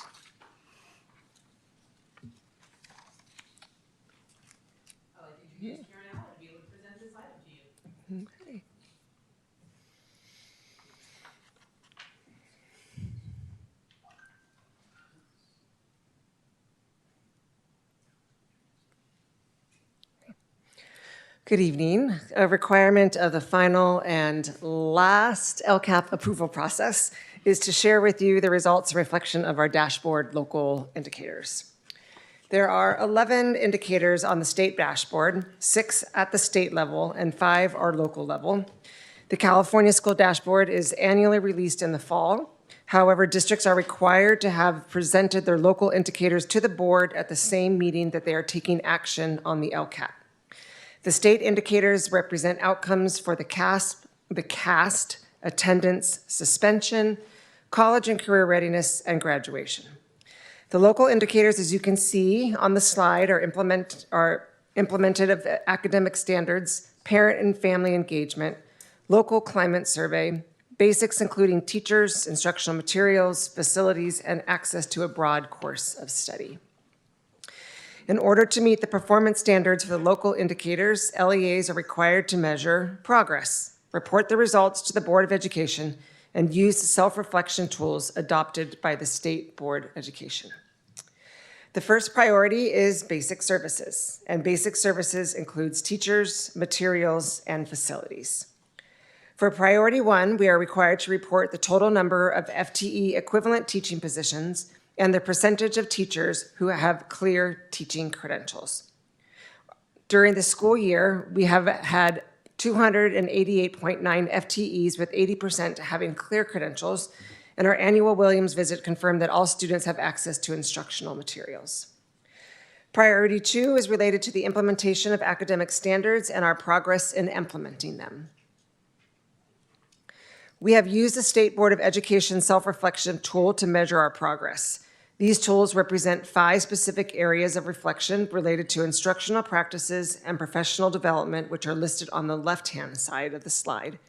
The right-hand slide is a subjective rating scale. We see overall average scores of 4, indicating full implementation for all academic areas. Priority 3 centers on family engagement, emphasizing the development of strong relationships between schools and families, fostering meaningful partnerships, and enhancing family participation in decision-making and seeking input. Priority 3 has 3 areas of focus, which are listed on the left-hand side of the slide. While our ratings indicate full implementation with a rating of 4, we are always striving to improve our partnerships, relationships, and opportunities for decision-making to have a sustainable approach with our families. Priority 6 focuses on school climate. We are required to administer a local climate survey for students, staff, and parents. In NUSD, we use a California Healthy Kids survey, giving staff, students, and parents an opportunity to share their perceptions of school safety and connectedness. The most recent survey was administered last October and provides information to identify successes as well as needs.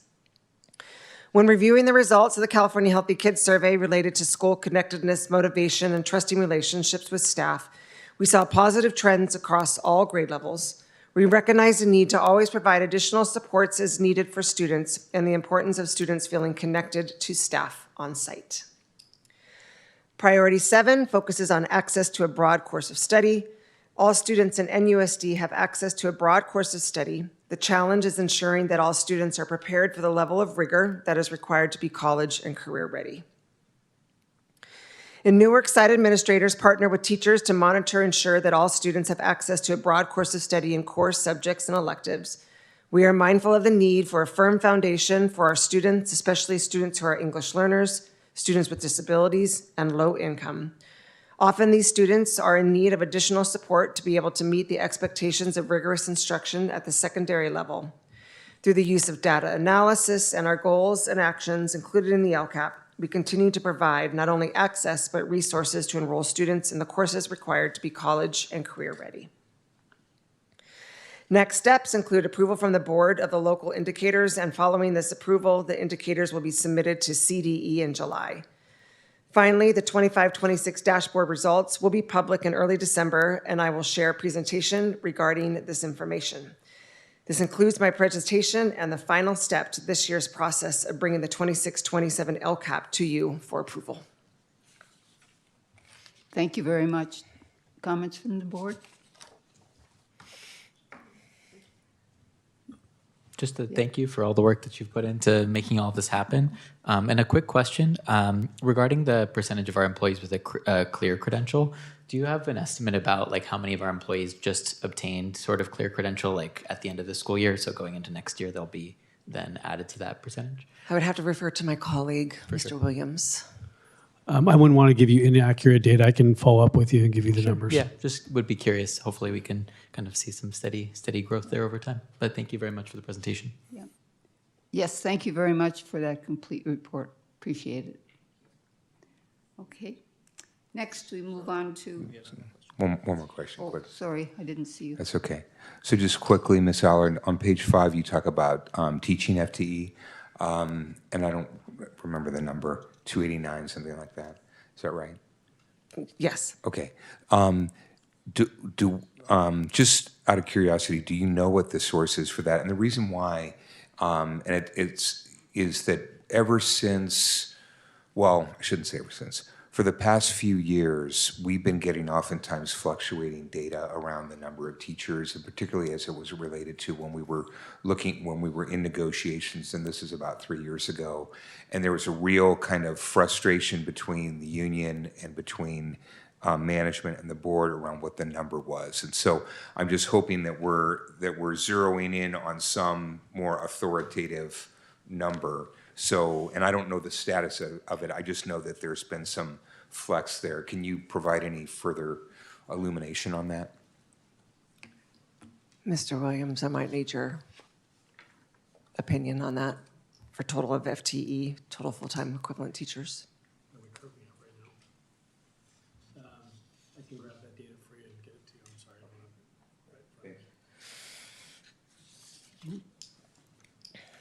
have it. Seeing no further comments from the board, we move on to 11.3, HVAC repairs and replacements. Thank you. This item is, we have Victoria Newsom introduce this item to you this evening. It's a little update on our HVACs. Yes, good evening. I wanted Mr. Tony Lopez to present this, but he also had a family end-of-year event, so I'm going to fill in for him the best I can on the HVAC update that was requested by the board. So just some background information. The district has ended an emergency resolution to install all of our HVAC work. Verigy was the company that was identified to assist us with doing that work. So tonight, I'm just going to give you kind of like an overview of what has happened with all of those emergency resolutions and where we are at now.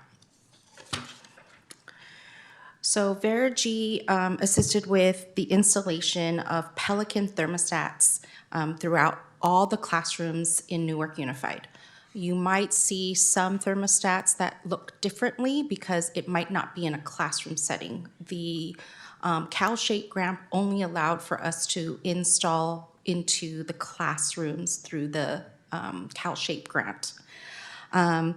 We are currently in the final process of receiving the last part of the CalShape reimbursement monies, which is in the amount of $566,000. All of our MOT staff is currently trained in using the dashboard and all the monitors, which is noted, it's a 5-year warranty and it's a free portal to use. By using the dashboard, we can control all of the thermostats through one hub, and that is basically at a desktop at the MOT office. Our MOT staff is working still on any work orders that come in on our HVAC systems. So if they have any work orders on filter replacements or something breaking, they are still addressing those issues through a work order. We do have HVAC vendor partners with the district. You may have seen in our board warrant reports that we use CoolTech, which is one of the vendors that were used many times for service calls. But we're also introducing a new HVAC vendor partner. Their name is Dukes. They are here locally in Newark, and I'm happy to report that they charge actually a lower call-out rate. So if we start using a balance between moving some of the work orders to Dukes, we're going to find more savings in that area as well. We like Dukes because they also give us photos and updates as soon as they're done with a call order. The Pelican Dashboard Portal, again, is a tool that we use to monitor all of our thermostats. We can see operational history, what temperature thermostats are set at. We can also troubleshoot those those issues from a centralized location. We are able to create schedules with the thermostats of how hot and how cool rooms can be, especially when they're not being occupied. So this is very important, especially during our summer months when our schools are closed.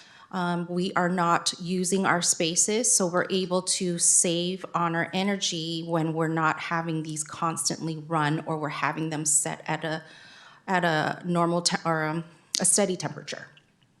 Okay.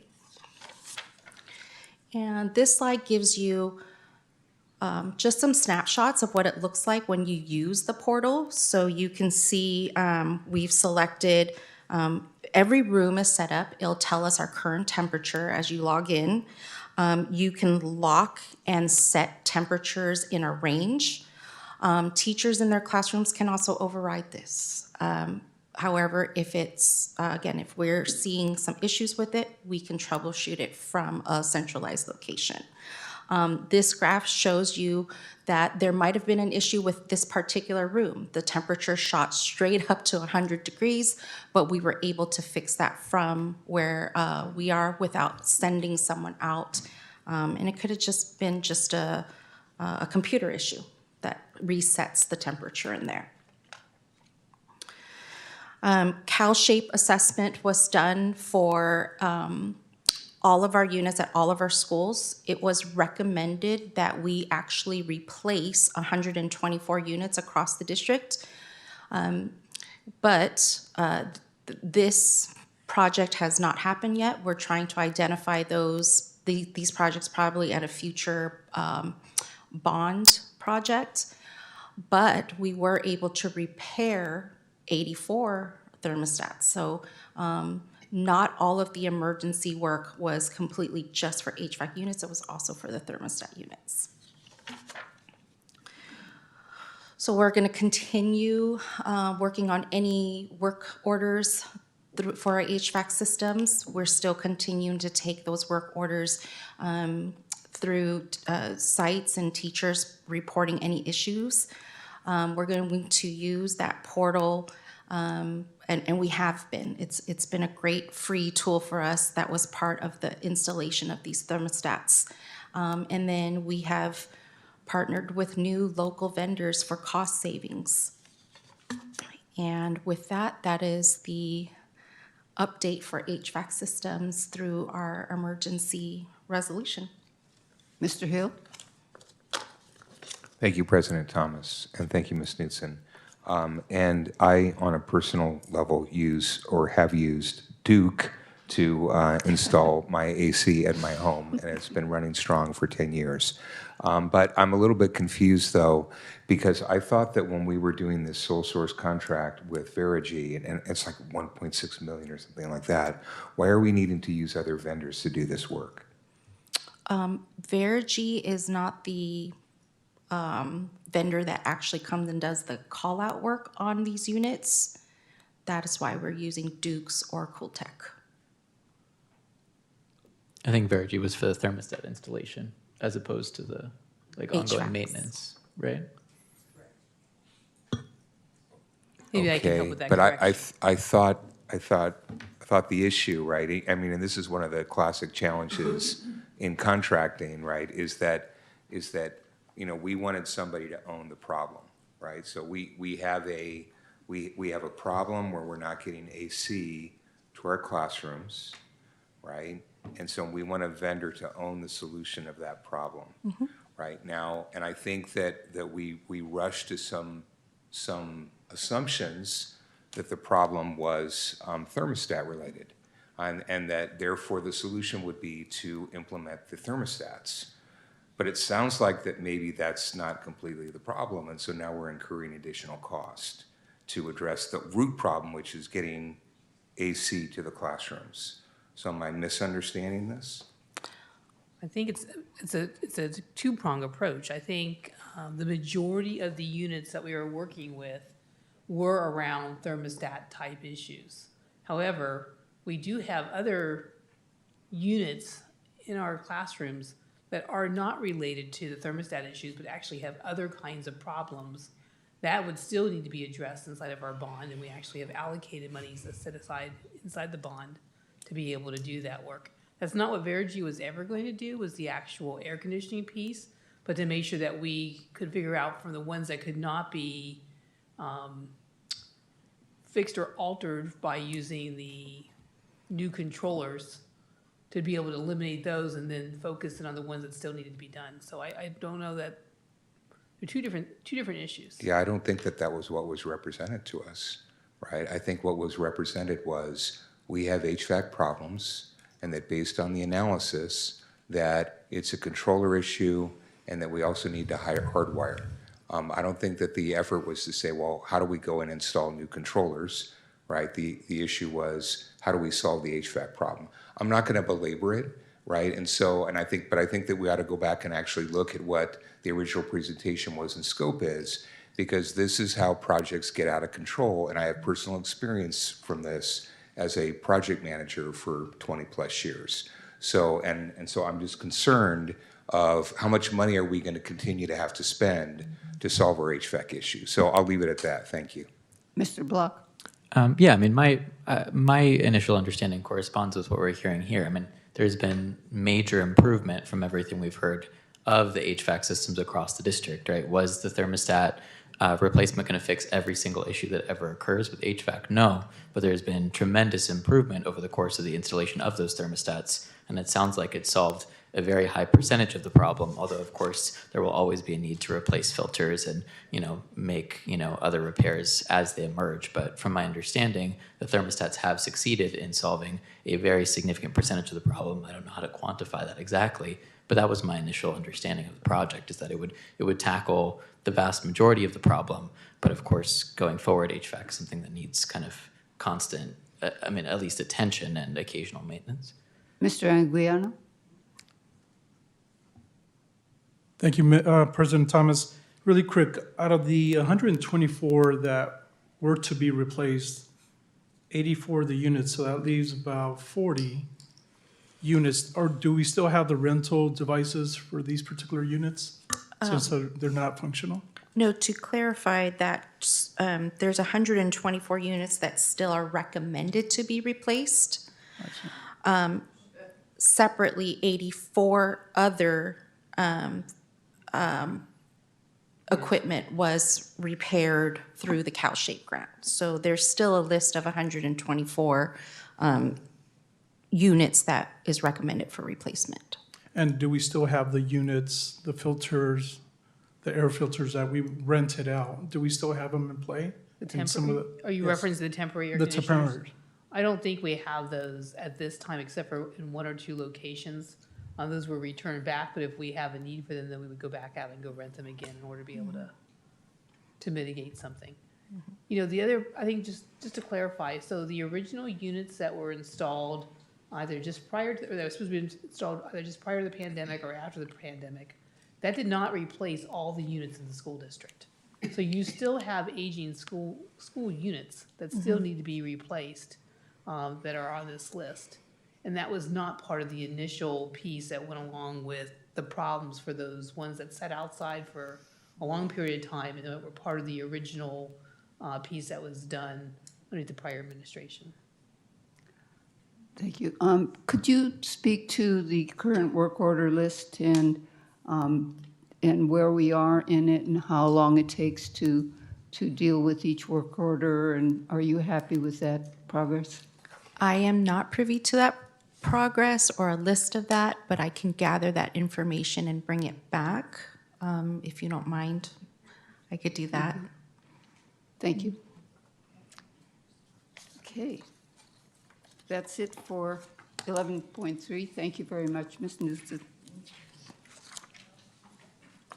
Next, we move on to new business, the verbal summary of the financial terms of the superintendent's employment. Before we deal with that, I would ask Ms. Parks to come up. Speaking on 12.2, Yes, aren't you going to do the 12.1? I could. Okay. They're kind of interconnected. President Thomas, we did hear from the attorney, and they are available to meet with the board by phone in closed session if you need to go back for these items. Right. So what happened is that we were trying to reach the attorney when we were earlier in closed session and were unable to. Since he's available after we have finished the meeting, we will adjourn to closed session and have him answer the questions we had in closed session. And then we can come back out if we want to vote on the item. But there's two parts to the item.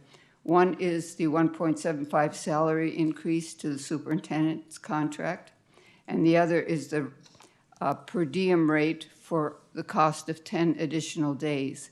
So we would like to have the board vote on the per diem rate of $1,226.45 per day, and the cost of 10 additional days at $12,264.5. So that is the verbal report out that's required by Ed Code. So before we do that, of course, Ms. Parks, do you want to speak to 12.2?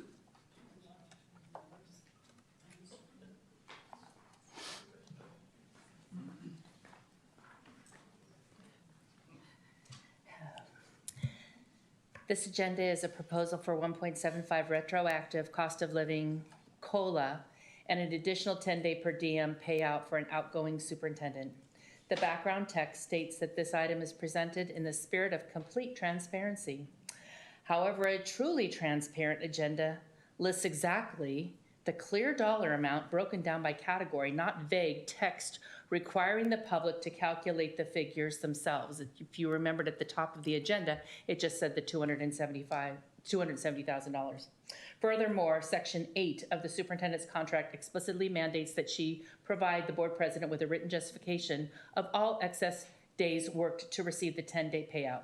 If this board truly values actual transparency, that written justification should be available to the public before the single dollar is approved. Moving on to the justification being used for the 1.75 increase. The district claims that this simple implementation of her contract, which ties her compensation to the same cost of living increase granted to the Newark Management Group, NUMA. Let's be entirely clear about what happened on May 5th. The 1.75 salary schedule increase given to NUMA was not an inflated based cost of living COLA. It was an unwritten retroactive Me Too clause increase provided to management because the two hardworking labor bargaining units successfully negotiated a salary schedule adjustment.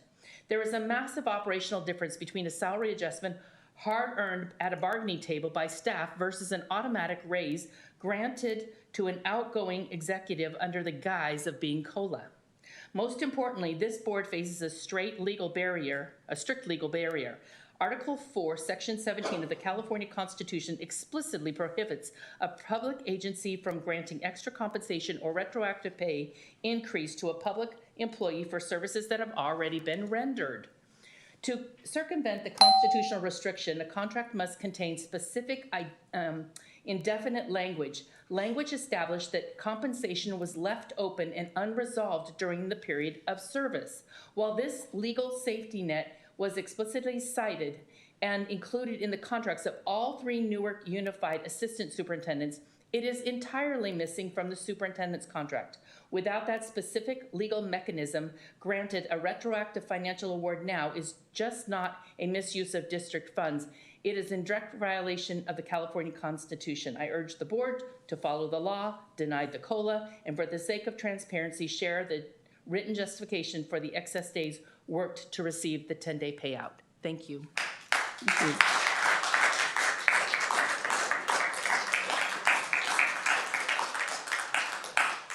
I would entertain a motion to the second part, the per diem rate and the cost of the additional 10 additional days.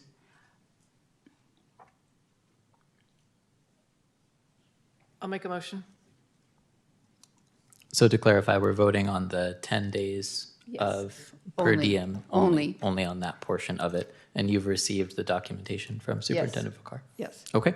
I'll second that motion. Okay. Please vote. You can say that we'll make sure that the public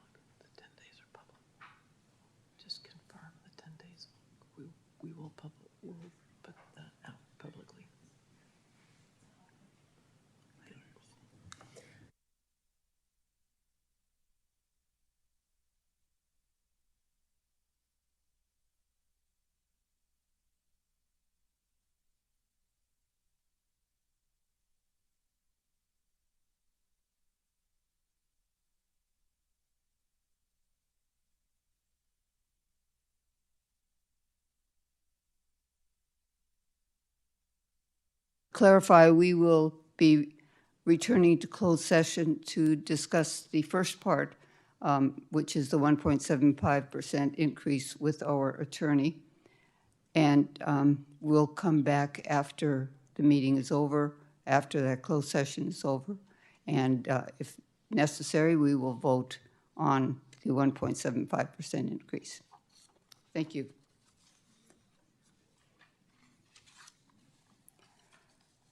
Next, we move on to old business, 13.1, annual update to the local control and accountability plan and budget overview for the parents. Any introduction, Superintendent? Yes. So I am pleased to share with you the local control accountability plan that was presented to you at the last meeting. Very excited about the work that's been done and how it's been aligned to the district goals that the board has given us. I want to thank Karen Allard and her work and her team's work that they have done on this.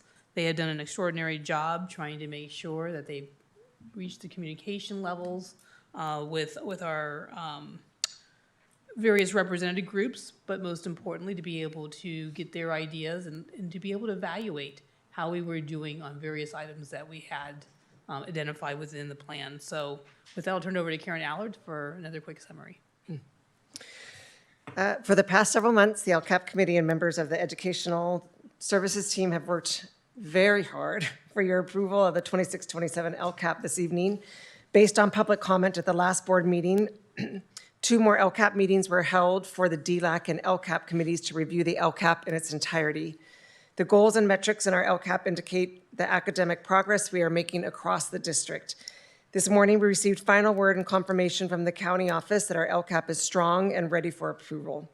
The LCAP is definitely a labor of love, stressful at times, yet a true commitment to our students, especially our English learners, low-income, homeless, and foster youth.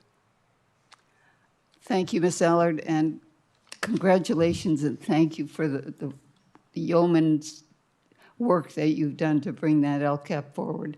With that, I would ask for, excuse me, I would ask for a motion and a second. I'll make a motion for the old business 13.1, 2026-27 annual update to the 2024-2027 local control and accountability plan and the 2026 LCAP budget overview for parents. I'll second. Thank you. Please vote. 5 ayes. Thank you very much. Next, we move on to 13.2, Resolution 2025.26.36, Budget Adoption 2026-2027. That's my item. So following last week where we had the public hearing and a presentation of the proposed budget for the 26-27 school year, we're asking the board to adopt and approve the budget for fiscal year 2026 to 2027. Thank you. I'm sorry. Next, I would ask for a motion and a second on 13.2. Member Hill has I'm sorry, Mr. Hill. Yeah, so thank you, Ms. Knudsen, and I know that you went through this in more detail last week, and I wasn't here, so I apologize. So I've looked at the numbers, and I see the same trend, this year that I've seen in past years, which is again that it seems that we have under forecast revenue and in my opinion over forecast expenditure.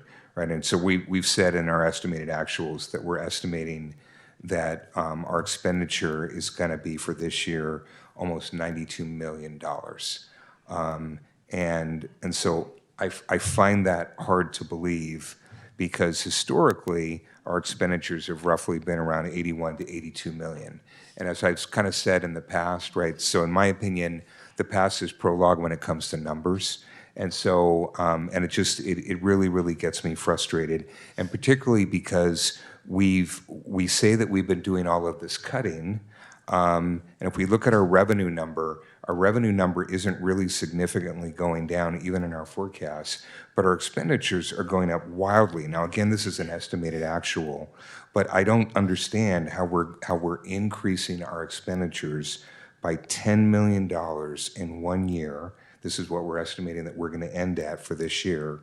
And yet we've been doing all this cutting. And I could see if it were in corporate America and you were doing buyout packages and that kind of stuff, but we're not doing any of that stuff. And so it strains credulity. And so, but then if we look at our budget, so we go back to, so for our budget here, we're saying that our expenditure is going to be 80.6 million, right? Which is pretty much in line with what we've been spending for the past 3 years, right? So, so again, it's really hard to, I think, to figure out which way is up. And I'm not casting blame at you, and I understand that you are, that this isn't, you haven't even been here a year yet. But what I would really appreciate, and one of the challenges I think that we have, is that we keep looking at these numbers as a snapshot, and we don't look at a historical trend. And I think that if we saw the numbers across multiple years and periods, that we would be able to suss out, okay, either there is some type of forecast inaccuracy going on, or there's some big, huge variance, which is really what we should be talking about, right? Which is, well, so what's driving the variance?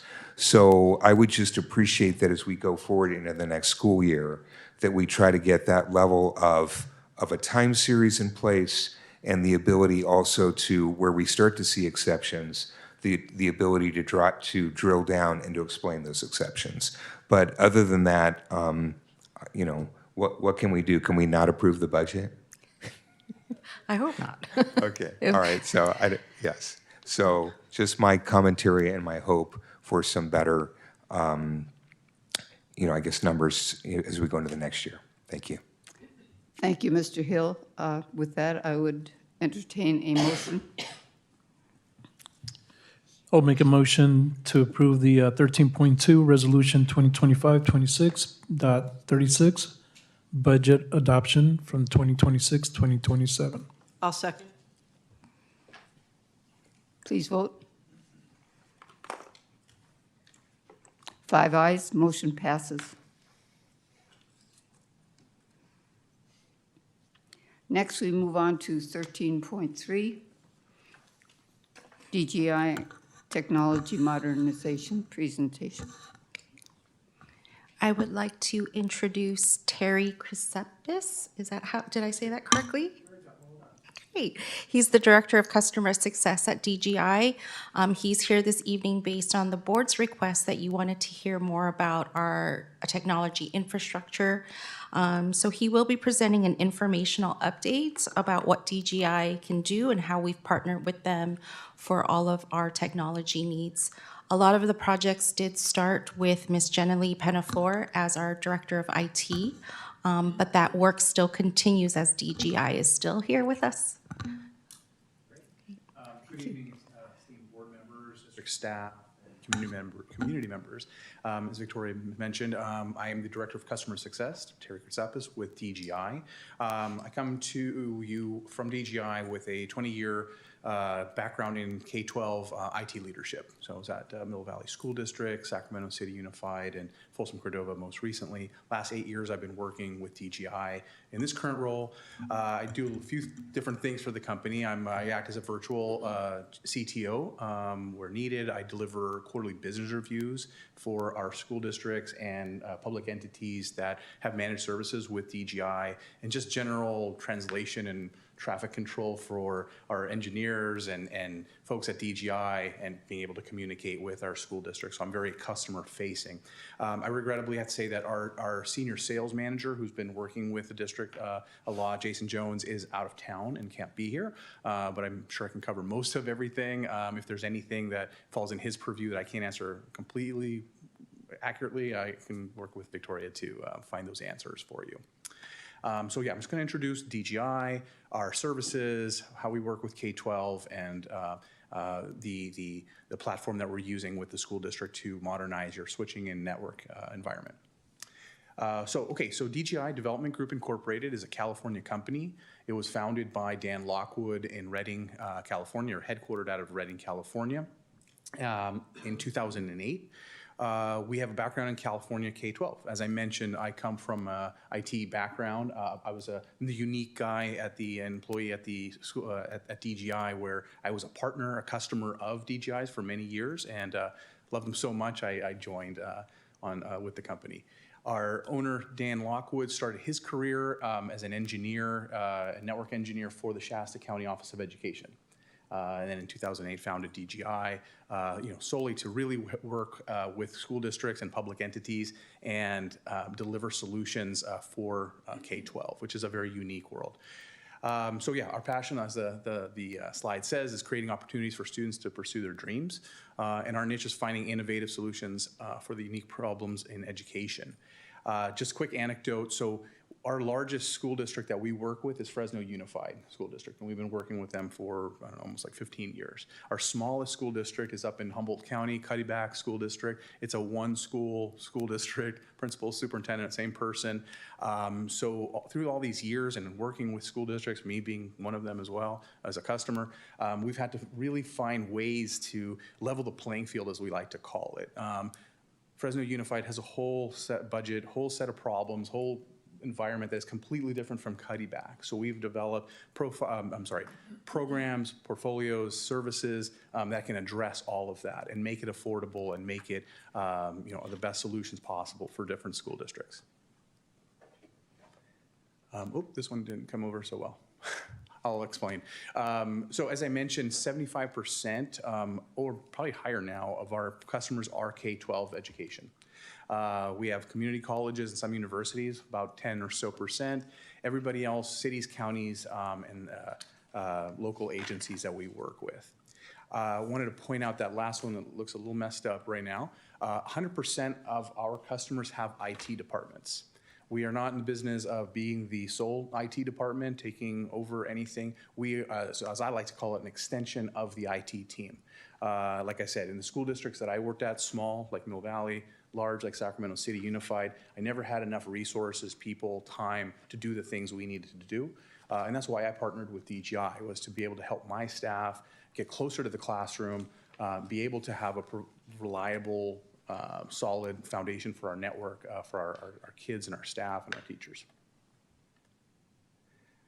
Again, as I mentioned, we are a California company, founded in 2008 out of Redding, California. Our territory is top to bottom California. We have customers throughout the state. We have account managers, engineers located, again, across the state and internationally as well for after-hours support. And then we do have a little bit of Southern Oregon in there as well. But we like to always say we are a California company.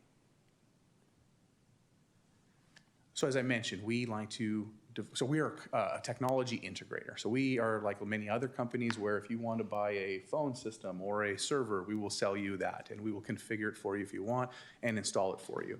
But over the years, what we've developed is a managed services portfolio to help, again, like I said, be able to bridge the gap for a lot of school districts that don't have resources or enough staff or what have you to properly support a technology environment for their school districts. We first began with Cloud Hub out of our Tier 2 data center in Redding, and then now we have co-location facilities in Los Angeles and San Jose, where we would take servers and resources that districts didn't have the capacity to host internally and put them in our data center. Then that moved, we added DGI Enable, and it's exactly what that name sounds like. We help enable school districts and agencies to be able to support their network environment. Again, many times school districts don't have enough staff or resources to do that, and we're able to be an extension of that IT team. Then in 2018, we released Ruby. It's based on the Rubik's Cube, because we're trying to solve a problem. Basically, that is managed services with equipment, or network as a service, and we branded it as Ruby. We'll get into it in a couple slides down below. But that fits perfectly with MIBS out of E-Rate, Managed Internal Broadband Services. And this slide here just kind of demonstrates how we continually evolve and listen to our customers, especially around what the technology environment really requires of organizations today. So we've partnered with our sister company, Applied Technology Solutions, to offer cybersecurity services as well. What we found is a lot of school districts don't have, again, the resources and staff and expertise for cybersecurity, the compliance from insurance companies and federal and state regulatory bodies. So we're able to deliver that. So that's just to demonstrate that we're continually evolving and trying to add more resources to our school districts. So that being said, we are on a journey to package all those essential components and products for technology education and deliver them to school districts and other local agencies. So I'm going to get a little bit into Ruby because that is what we are going to be working with the district here for our refreshing some of the network environment that we have here. As I mentioned, in 2018, we developed Ruby as a new managed services portfolio, or part of our portfolio, which is network as a service. Managed services helping the team, the local IT team at the district support the network, but also offer equipment. Little anecdote here.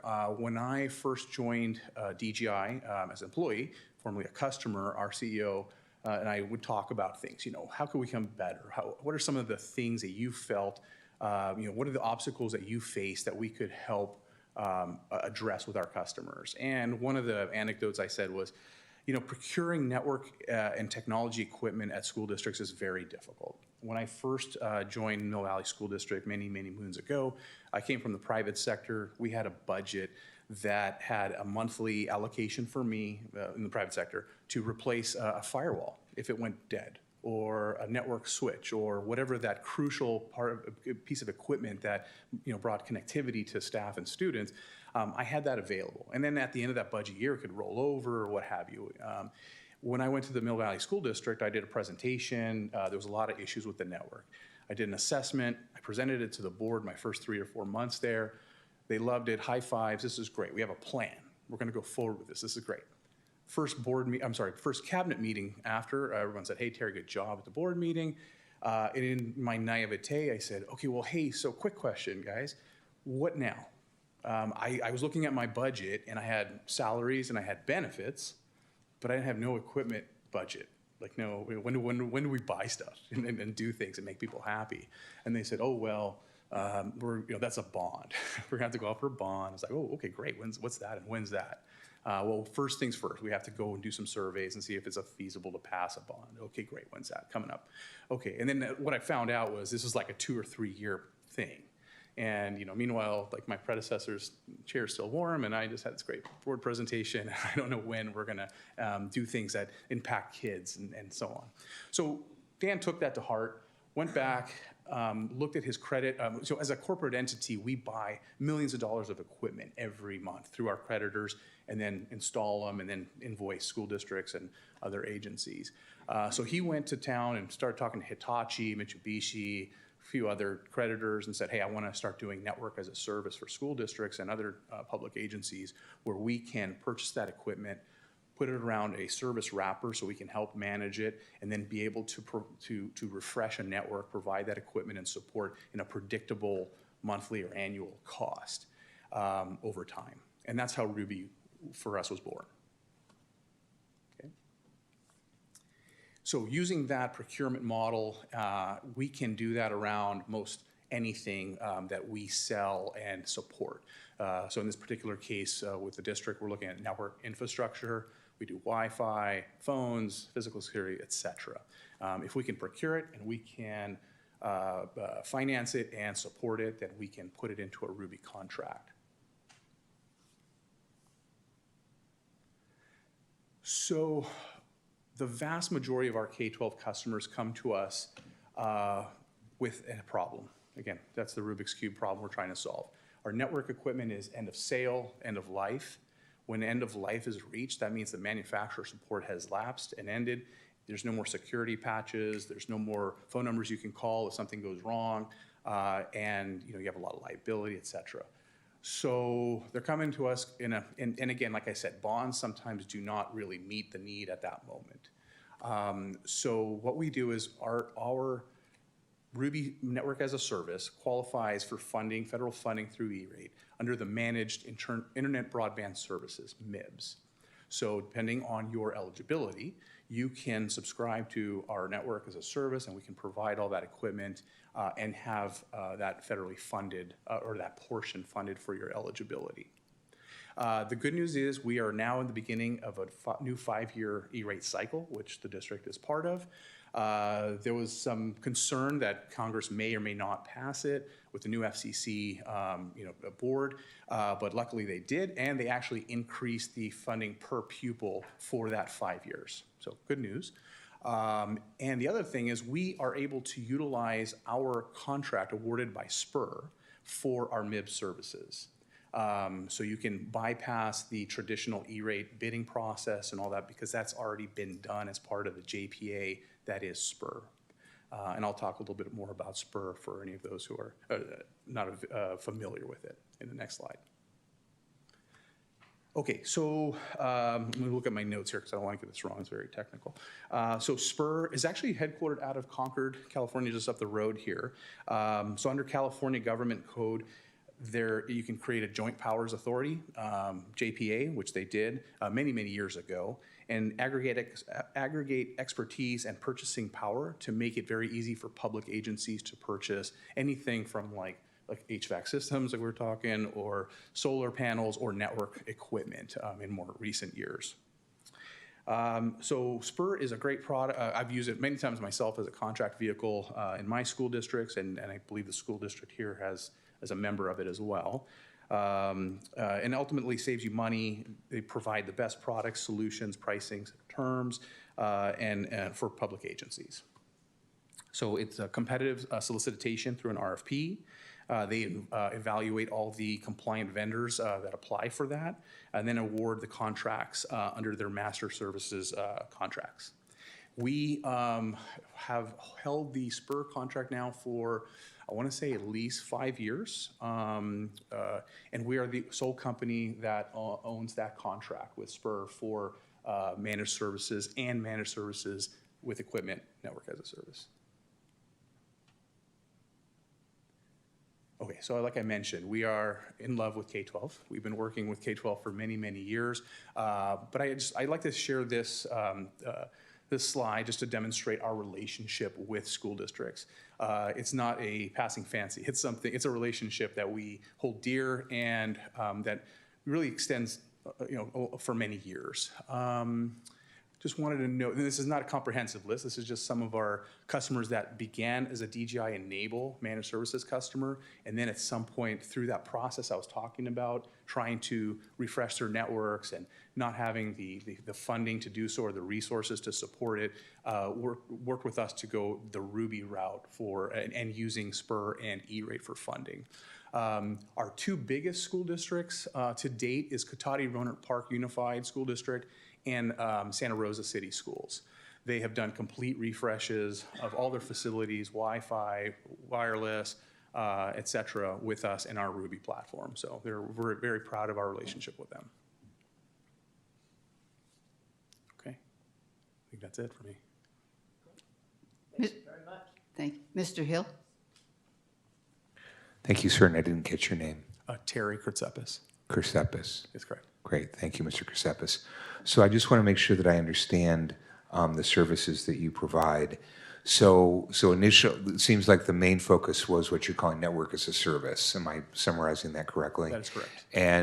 And what I'm imagining that means, but I want to confirm, is that when you have a school district and they are setting up their network, and whether that is, related to fiber going into the data center, or it could be like wireless access points out of the schools or whatever, any of that conceivable network infrastructure, you could potentially purchase and run for a school district. Is that what you mean by network as a service? Yes. Okay, and would you own those assets? Yes, so it's not let me explain. So we on paper, we own the asset. Mm-hmm. So it's a 5-year contract. We have extended it to 7 years where, like, for instance, one of our school districts wanted to lower the monthly payment, an annual payment, so we extended over 7 years. Some folks were like, hey, we want to do a 3-year. So but generally it's about a 5-year contract. And then at the end of that contract, there's a few different options. So first option is, hey, we've encumbered these funds. It's in our maintenance budget for utilities, so to speak, for our network. And 5 years goes and everything's end of life, or there's new equipment, new technologies available. The relationship is wonderful. Hey, DGI, let's look at going out for more E-rate funding and refresh our equipment. And then we do that. Second option is, hey, the equipment still has life. We could save some money for a couple of years until we reevaluate, but we really love having DGI be an extension of the IT team and helping us. It's been a good experience. We can do a bridge contract where we just do managed services for a couple of years and then reevaluate. The final one is, and this can happen at any point, hey, DGI, we're done. It's been great, but we want to move on our merry way. What we do there is, now if it's within that 5-year contract, we just require a 30-day opt-out notice to say, hey, we want to terminate our relationship. And then what we do is we work with our finance company to do a fair market purchase. And then you say, okay, hey, let's just, whatever that equipment is worth, we'll buy it out and we go our merry way. Or at the end of that 5-year contract, it's the same kind of thing. We do the same thing, just a fair market buyout. So your network as a service, it sounds like, per your Ruby, right? So your Ruby cube, that whatever level of support that the customer needs, you can either scale up or scale down, right? So you could theoretically take over and run the entire network, or you could run pieces of it, or you could just be the equipment provider, right? So it sounds like sort of mix and match. You can decide what you want, right? Yes, that's true. We have some large school districts that have, maybe 2 network engineers, and we're more of their helpers, so to speak. And monitor the network 24/7 with them. Or at one of the small school districts, like we have maybe one person, and we essentially run the network for them. Okay. And so, and it sounds like you also have data center services, so co-location services. Correct. Okay, so if a district already had its own data center, you would just plug your network as a service into that part of the infrastructure, but you could conceivably take over the data center piece as well.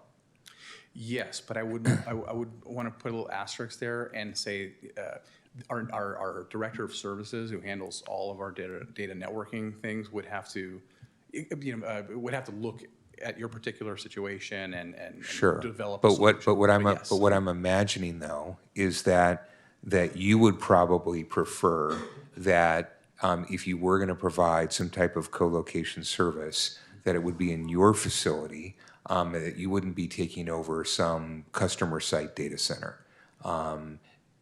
So is that a fair statement? No, actually, when we operate a Ruby service at a school district, oftentimes we are supporting the firewall, the core network switches, all the things within the data center. Right. So in essence, we are managing the data center with the local team.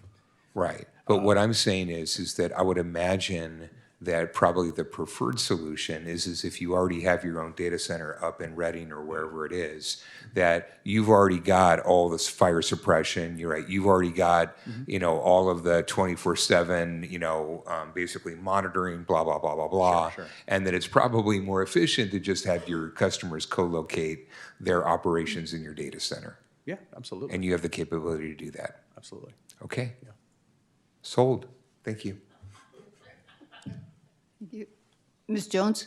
So, I'm not sure I understand, because what I thought I heard you say earlier, what I thought you said earlier was that you weren't an off-site facility. So did I just understand that you have the capability of being an off-site?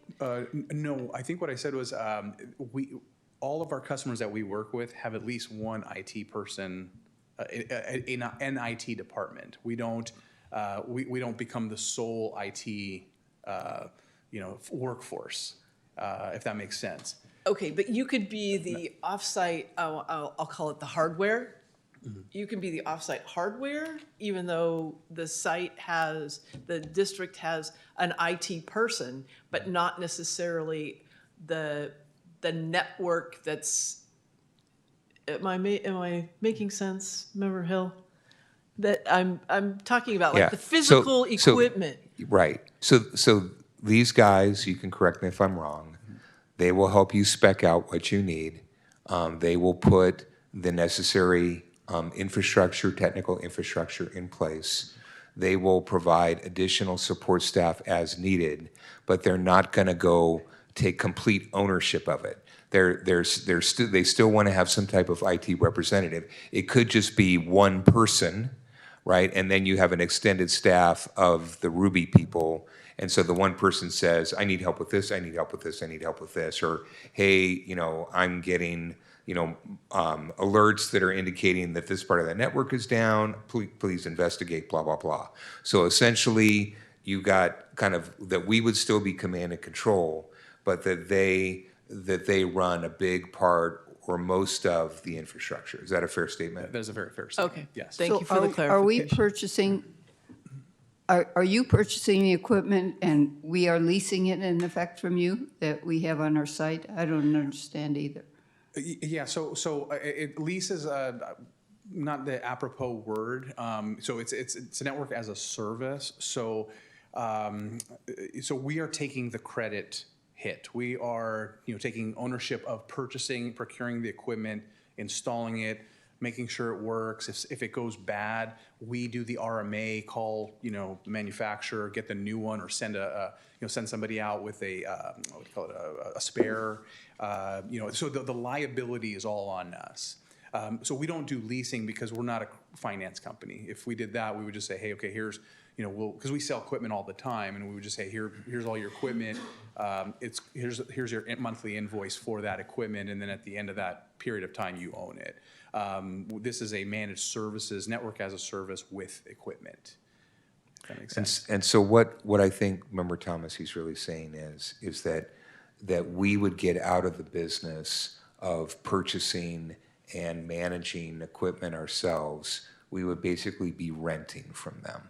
And so they would be providing services to us. And then at some point at the end of the contract, if we decided, you know what, we actually want to just do it ourselves, they could then sell us that equipment. That would be an option.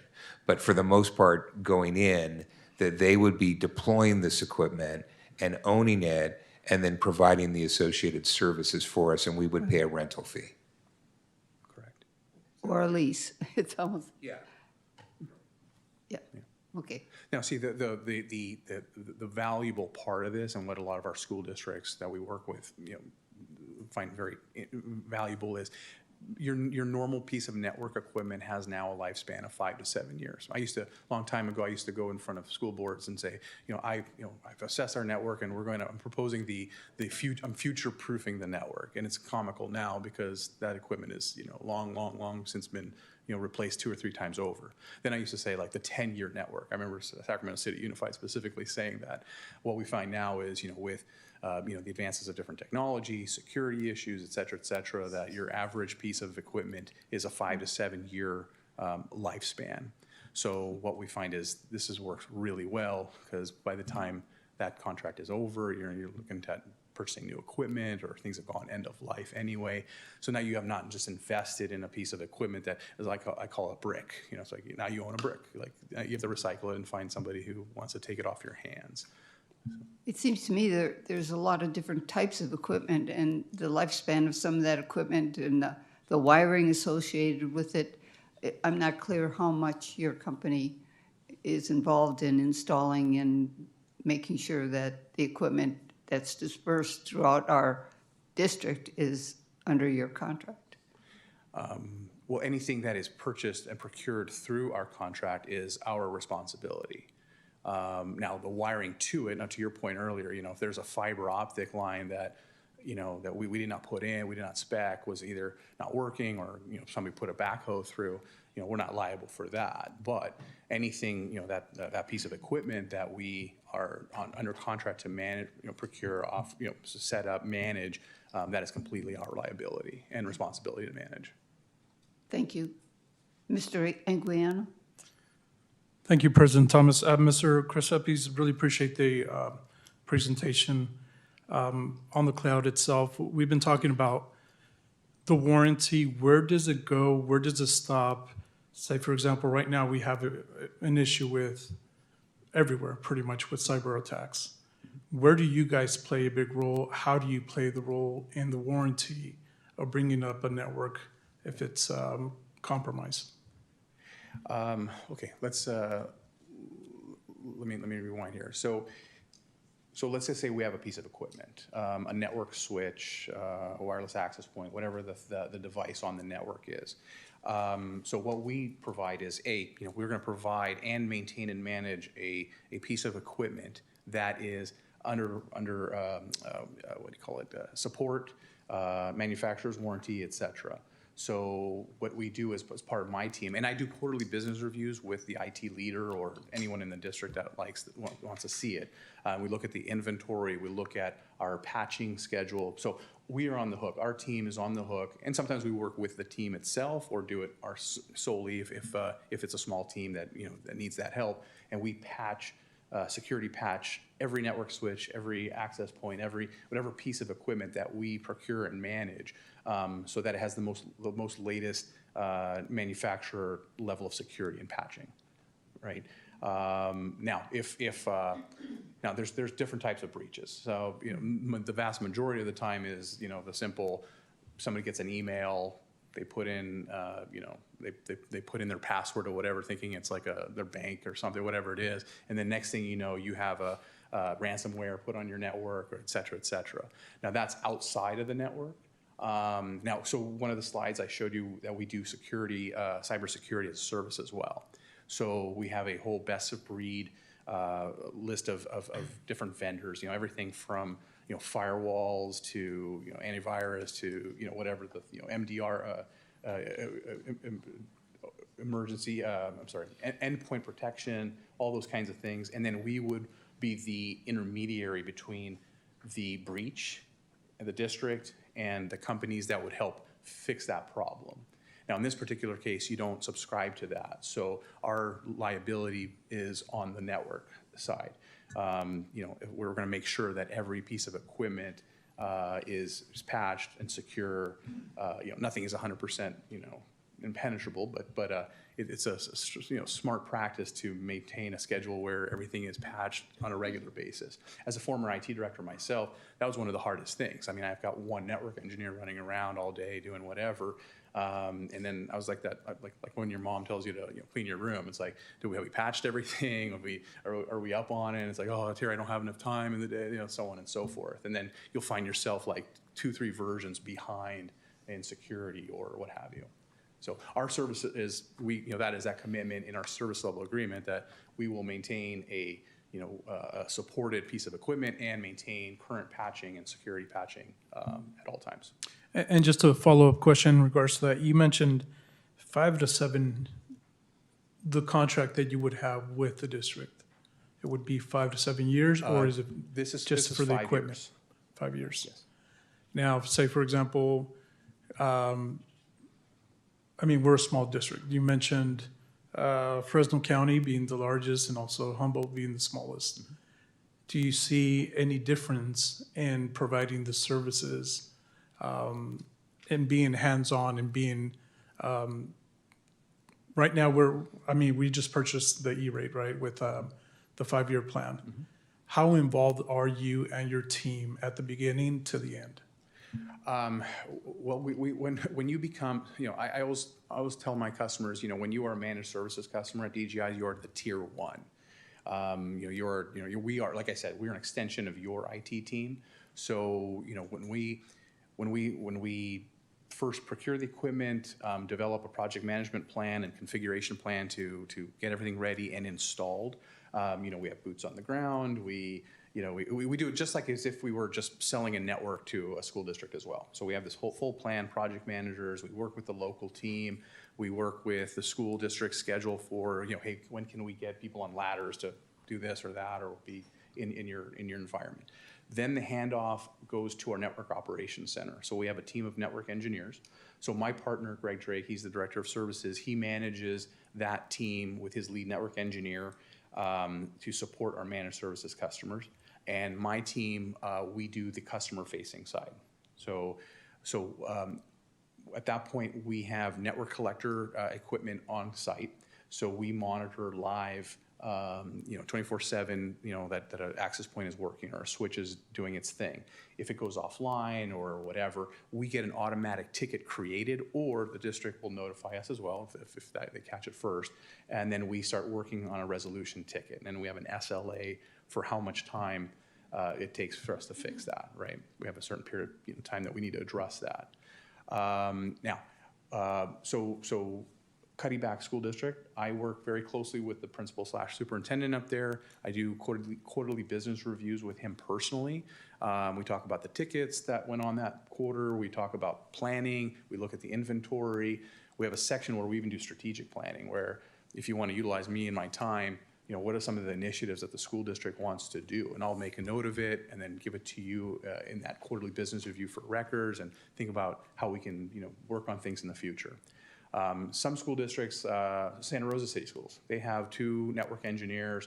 I do the quarterly business reviews with them. Our team works with them on a daily basis, but they're more in charge of their network because they have the staff. And so again, it's however involved you want us to be. I think thank you very much. This has been very helpful. Unless there's more questions, we need to move on. No, I appreciate it. Thank you. Thank you very much. Well, thank you so much. I appreciate it. Good.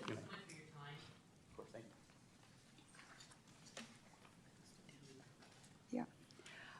Yes, I think we need to make sure we can extend the meeting. How long can we stay here?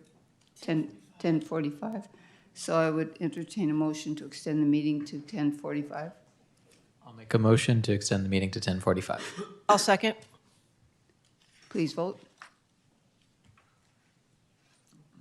5 ayes, thank you. The meeting is extended to 10:45.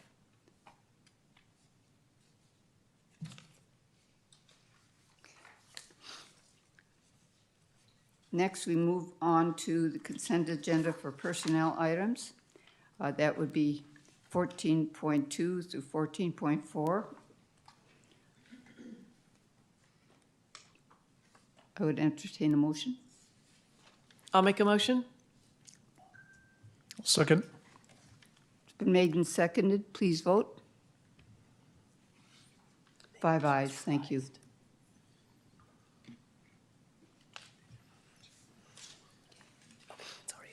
Next, we move on to non-personnel items, and we have a community member that wants to speak to 15.10. Ms. Parks?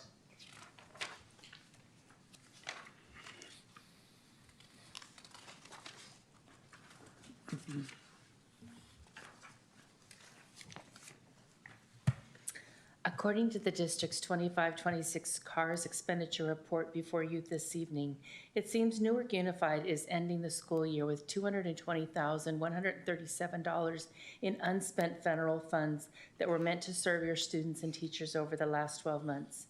To be clear, these aren't just budgetary figures, they are missed opportunities for your classrooms.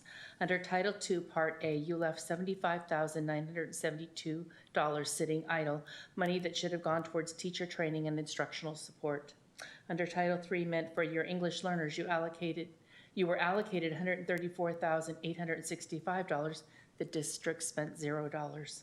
Out of the $9,300 allocated for immigrant students, you also spent $0. Every single cent of this year's Title III funding, over $144,000 intended to support 847 language learners and immigrant youth, went completely untouched. We have constantly hear about how tight the budget is, yet when federal government hands you $250,000 to support your most vulnerable kids and struggling teachers, management leaves it unspent.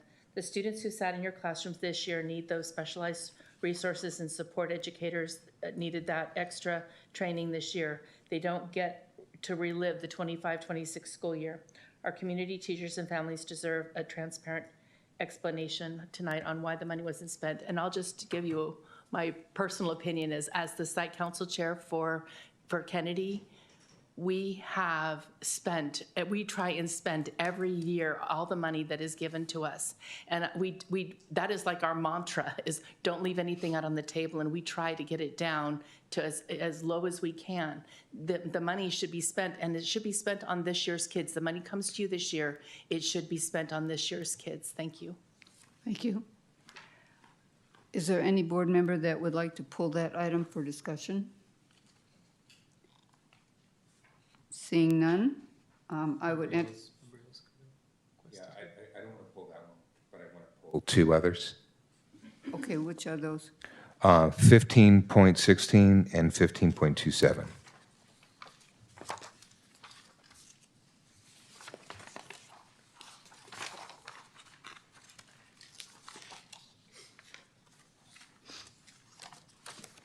Okay, so, Can I also, there's just a very minor thing on 15.21. I'd like to pull it just for a minor correction, but it should be like 2 seconds. 15.21. 15.21. So we are pulling 15.16, 15.21, and 15.27. Could I get a motion for the rest of the 15, it would be 15. I got it. I'll make a Okay. motion for 15.2 through 15.15, 15.17 through 15.20, 15.22 to 15.26, and 15.28. Second. It's been made and seconded. Please vote. 5 ayes, thank you. Okay, next, we go back to 15.16. Great, thank you, President Thomas. So this is the Orbach and Huff contract, and what I would like to suggest here is that certainly we know we want to do a bunch of things around real estate, but I don't think we fully know yet. And so I would like for us to actually table this and to bring it back when we come back in the new year. And here's the reason why. Because, and as I mentioned to Ms. Knudsen, right, we keep saying that we're cutting, and yet our expenditures are going up, right? And we're projecting that we are going to be, we're going to have a $10 million deficit, or I shouldn't say that.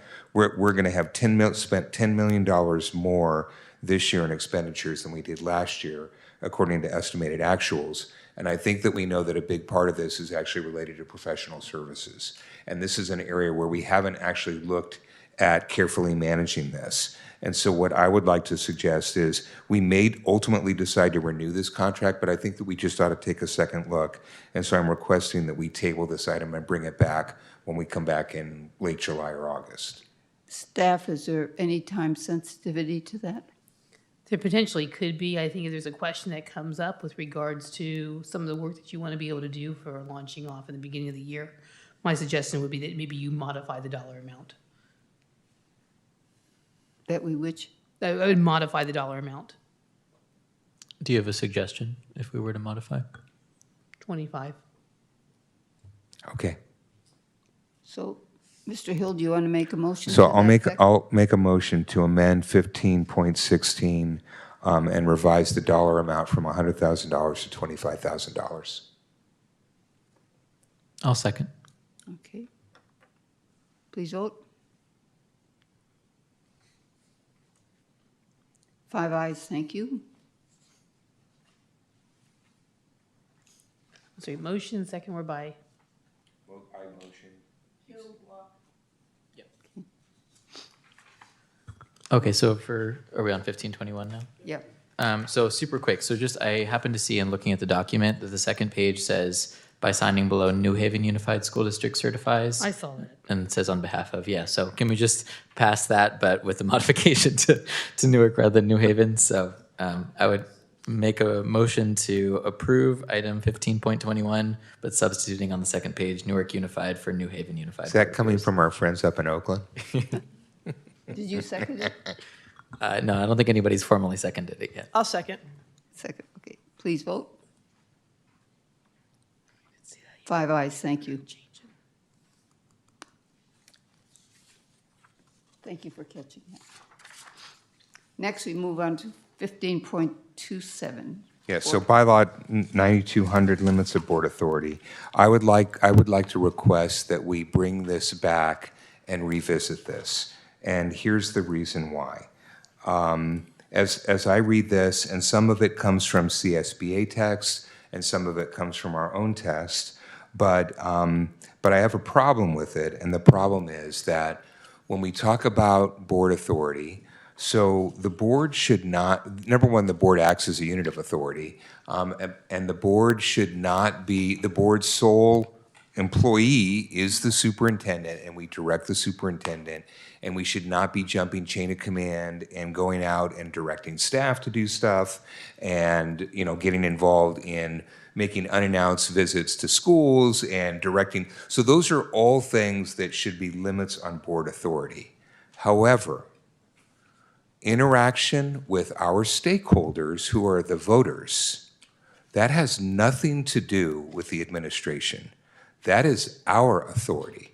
And we are individually elected officials, and people have elected us to provide, for them to both provide their input and for us to consider that as we evaluate our decisions. And so that is who we answer to, and we do not answer to anyone else. And so I think that we need to revisit that language there because it's actually unconstitutional, quite frankly, right? We report to the people, we do not report to the district. So my request is that we pull that and we revisit it.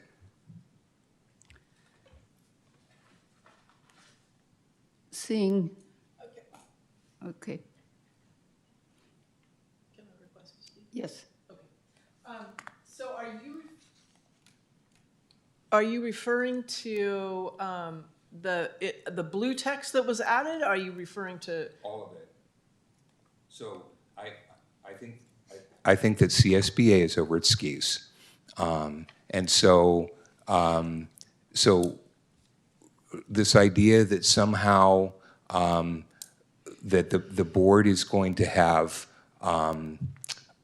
limits placed on it in terms of its interaction with the public is completely unacceptable. Right, so we direct the superintendent, and they direct the staff, but the superintendent and the district are not supervising the public, right? So we are the vehicle for interacting with the public. Now that doesn't mean that we don't coordinate with the superintendent, but we have a direct line to the public, and that is inviolate. So I suggest that we table this and bring it back at the next meeting. And Yes, yeah. perhaps, what kind of work should we do between now and then to make that a productive discussion? What I would like to suggest, and again, it's nothing personal, right? I'm not, but what I would like to suggest is that maybe when we have our next meeting with our CSBA consultant, we have some type of workshop, that this would be a great discussion with them, and maybe we could work as a board for what we think is an acceptable approach to that. That's my recommendation if the board feels comfortable with that. I would suggest looking at several other districts, looking at other districts' policies just to see what they have. So that yes, we can have a discussion with CSBA, but if you're not liking CSBA's recommendations here, I think it would be good to look at other districts.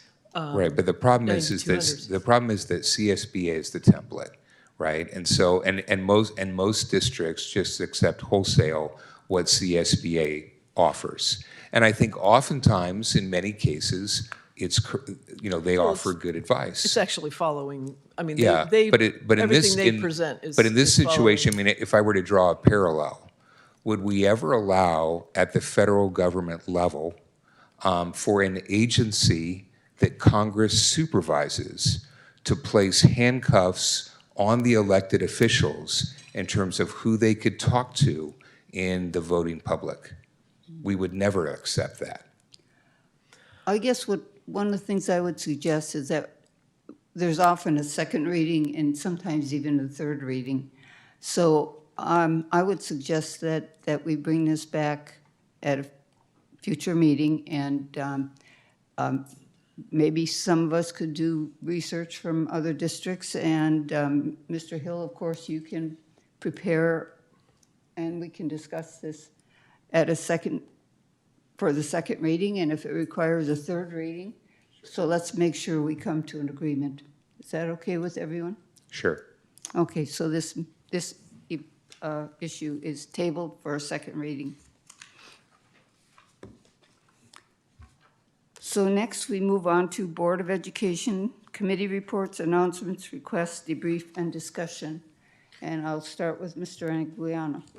President Thomas, not to interrupt you, but I want to make sure that you have a chance to go back in closed session. Do you want to maybe go to closed session first and then come back and finish? So you can make sure you reach out to the That sounds attorney? good. Yes, you're absolutely right. I'm sorry, I just want to make sure that we're staying on Very good. task. Yes. With that, we are going to closed session.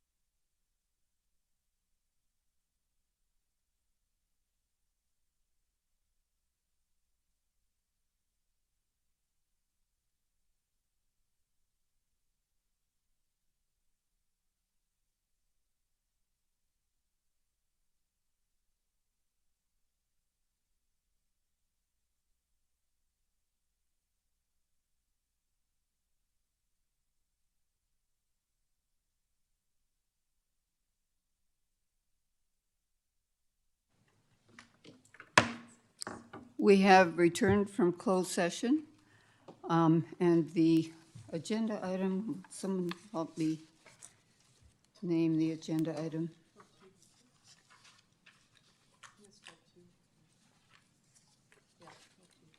What is it?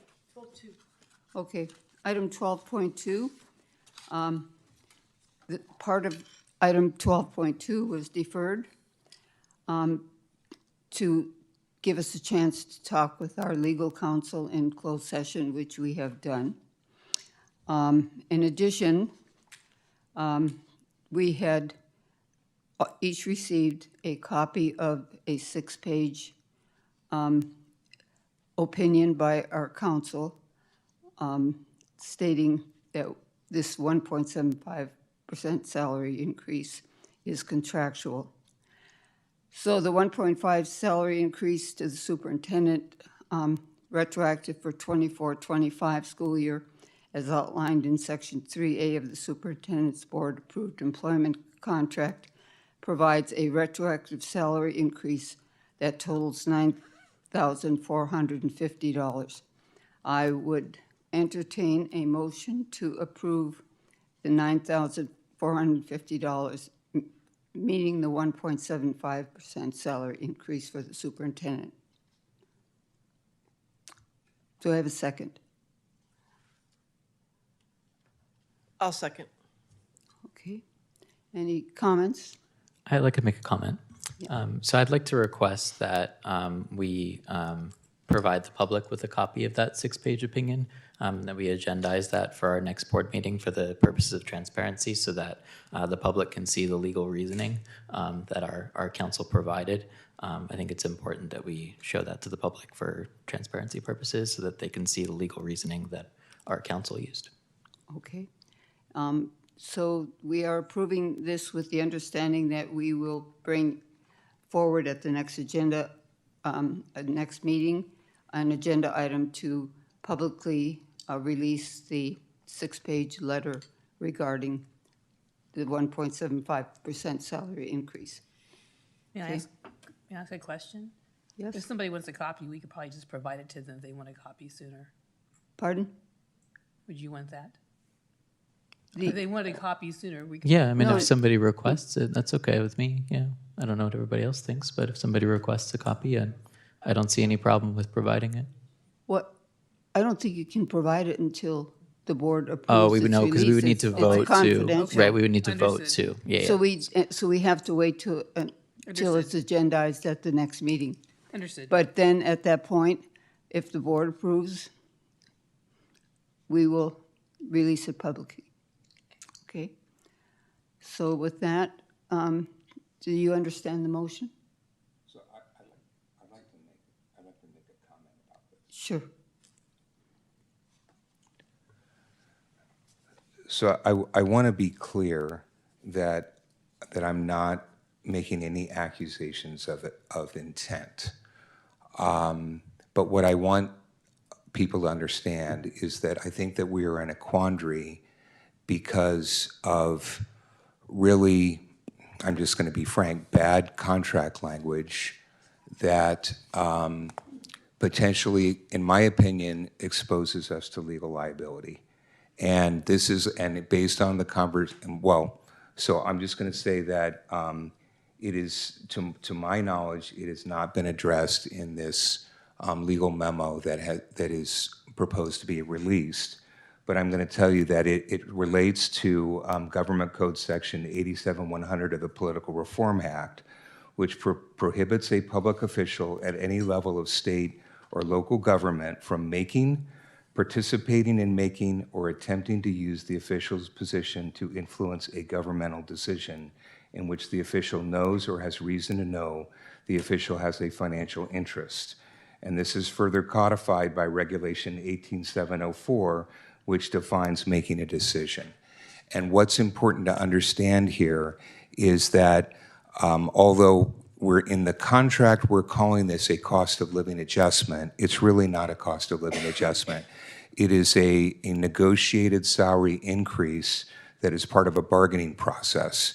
And so the problem becomes is that when we have our agency's representatives like the superintendent involved in bargaining where there is a potential that they could benefit from the results of that bargaining, that's what creates a potential conflict of interest. And I am not accusing our superintendent Vicar of engaging in this. I think that she's in a very awkward position. I don't think that that was her intent, but the challenge is that it's going to create questions in the mind of the public, and also if we were to continue this kind of practice, it will always cause everybody to wonder, well, the recommendations that we're having coming to the board around potential settlements, are these really pure? And so I think that we have to break this cycle. And so and I don't think that the legal memo addresses that, and so that's the problem from my opinion. Thank you. Thank you. Any other comments before we vote?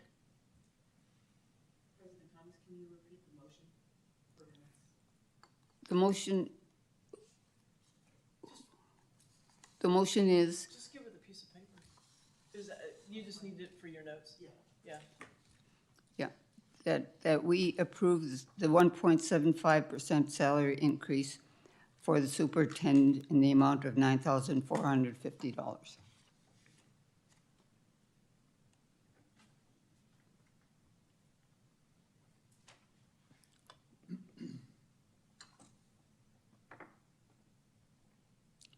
Okay, please vote.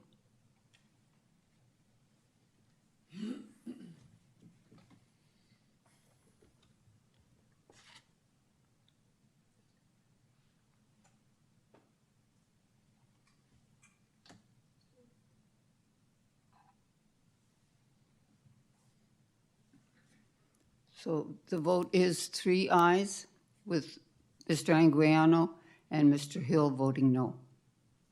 So the motion passes. Thank you. So next we move on to the superintendent's, is there any, should we try to cover? We're out of time. So I will adjourn the meeting. Meeting adjourned.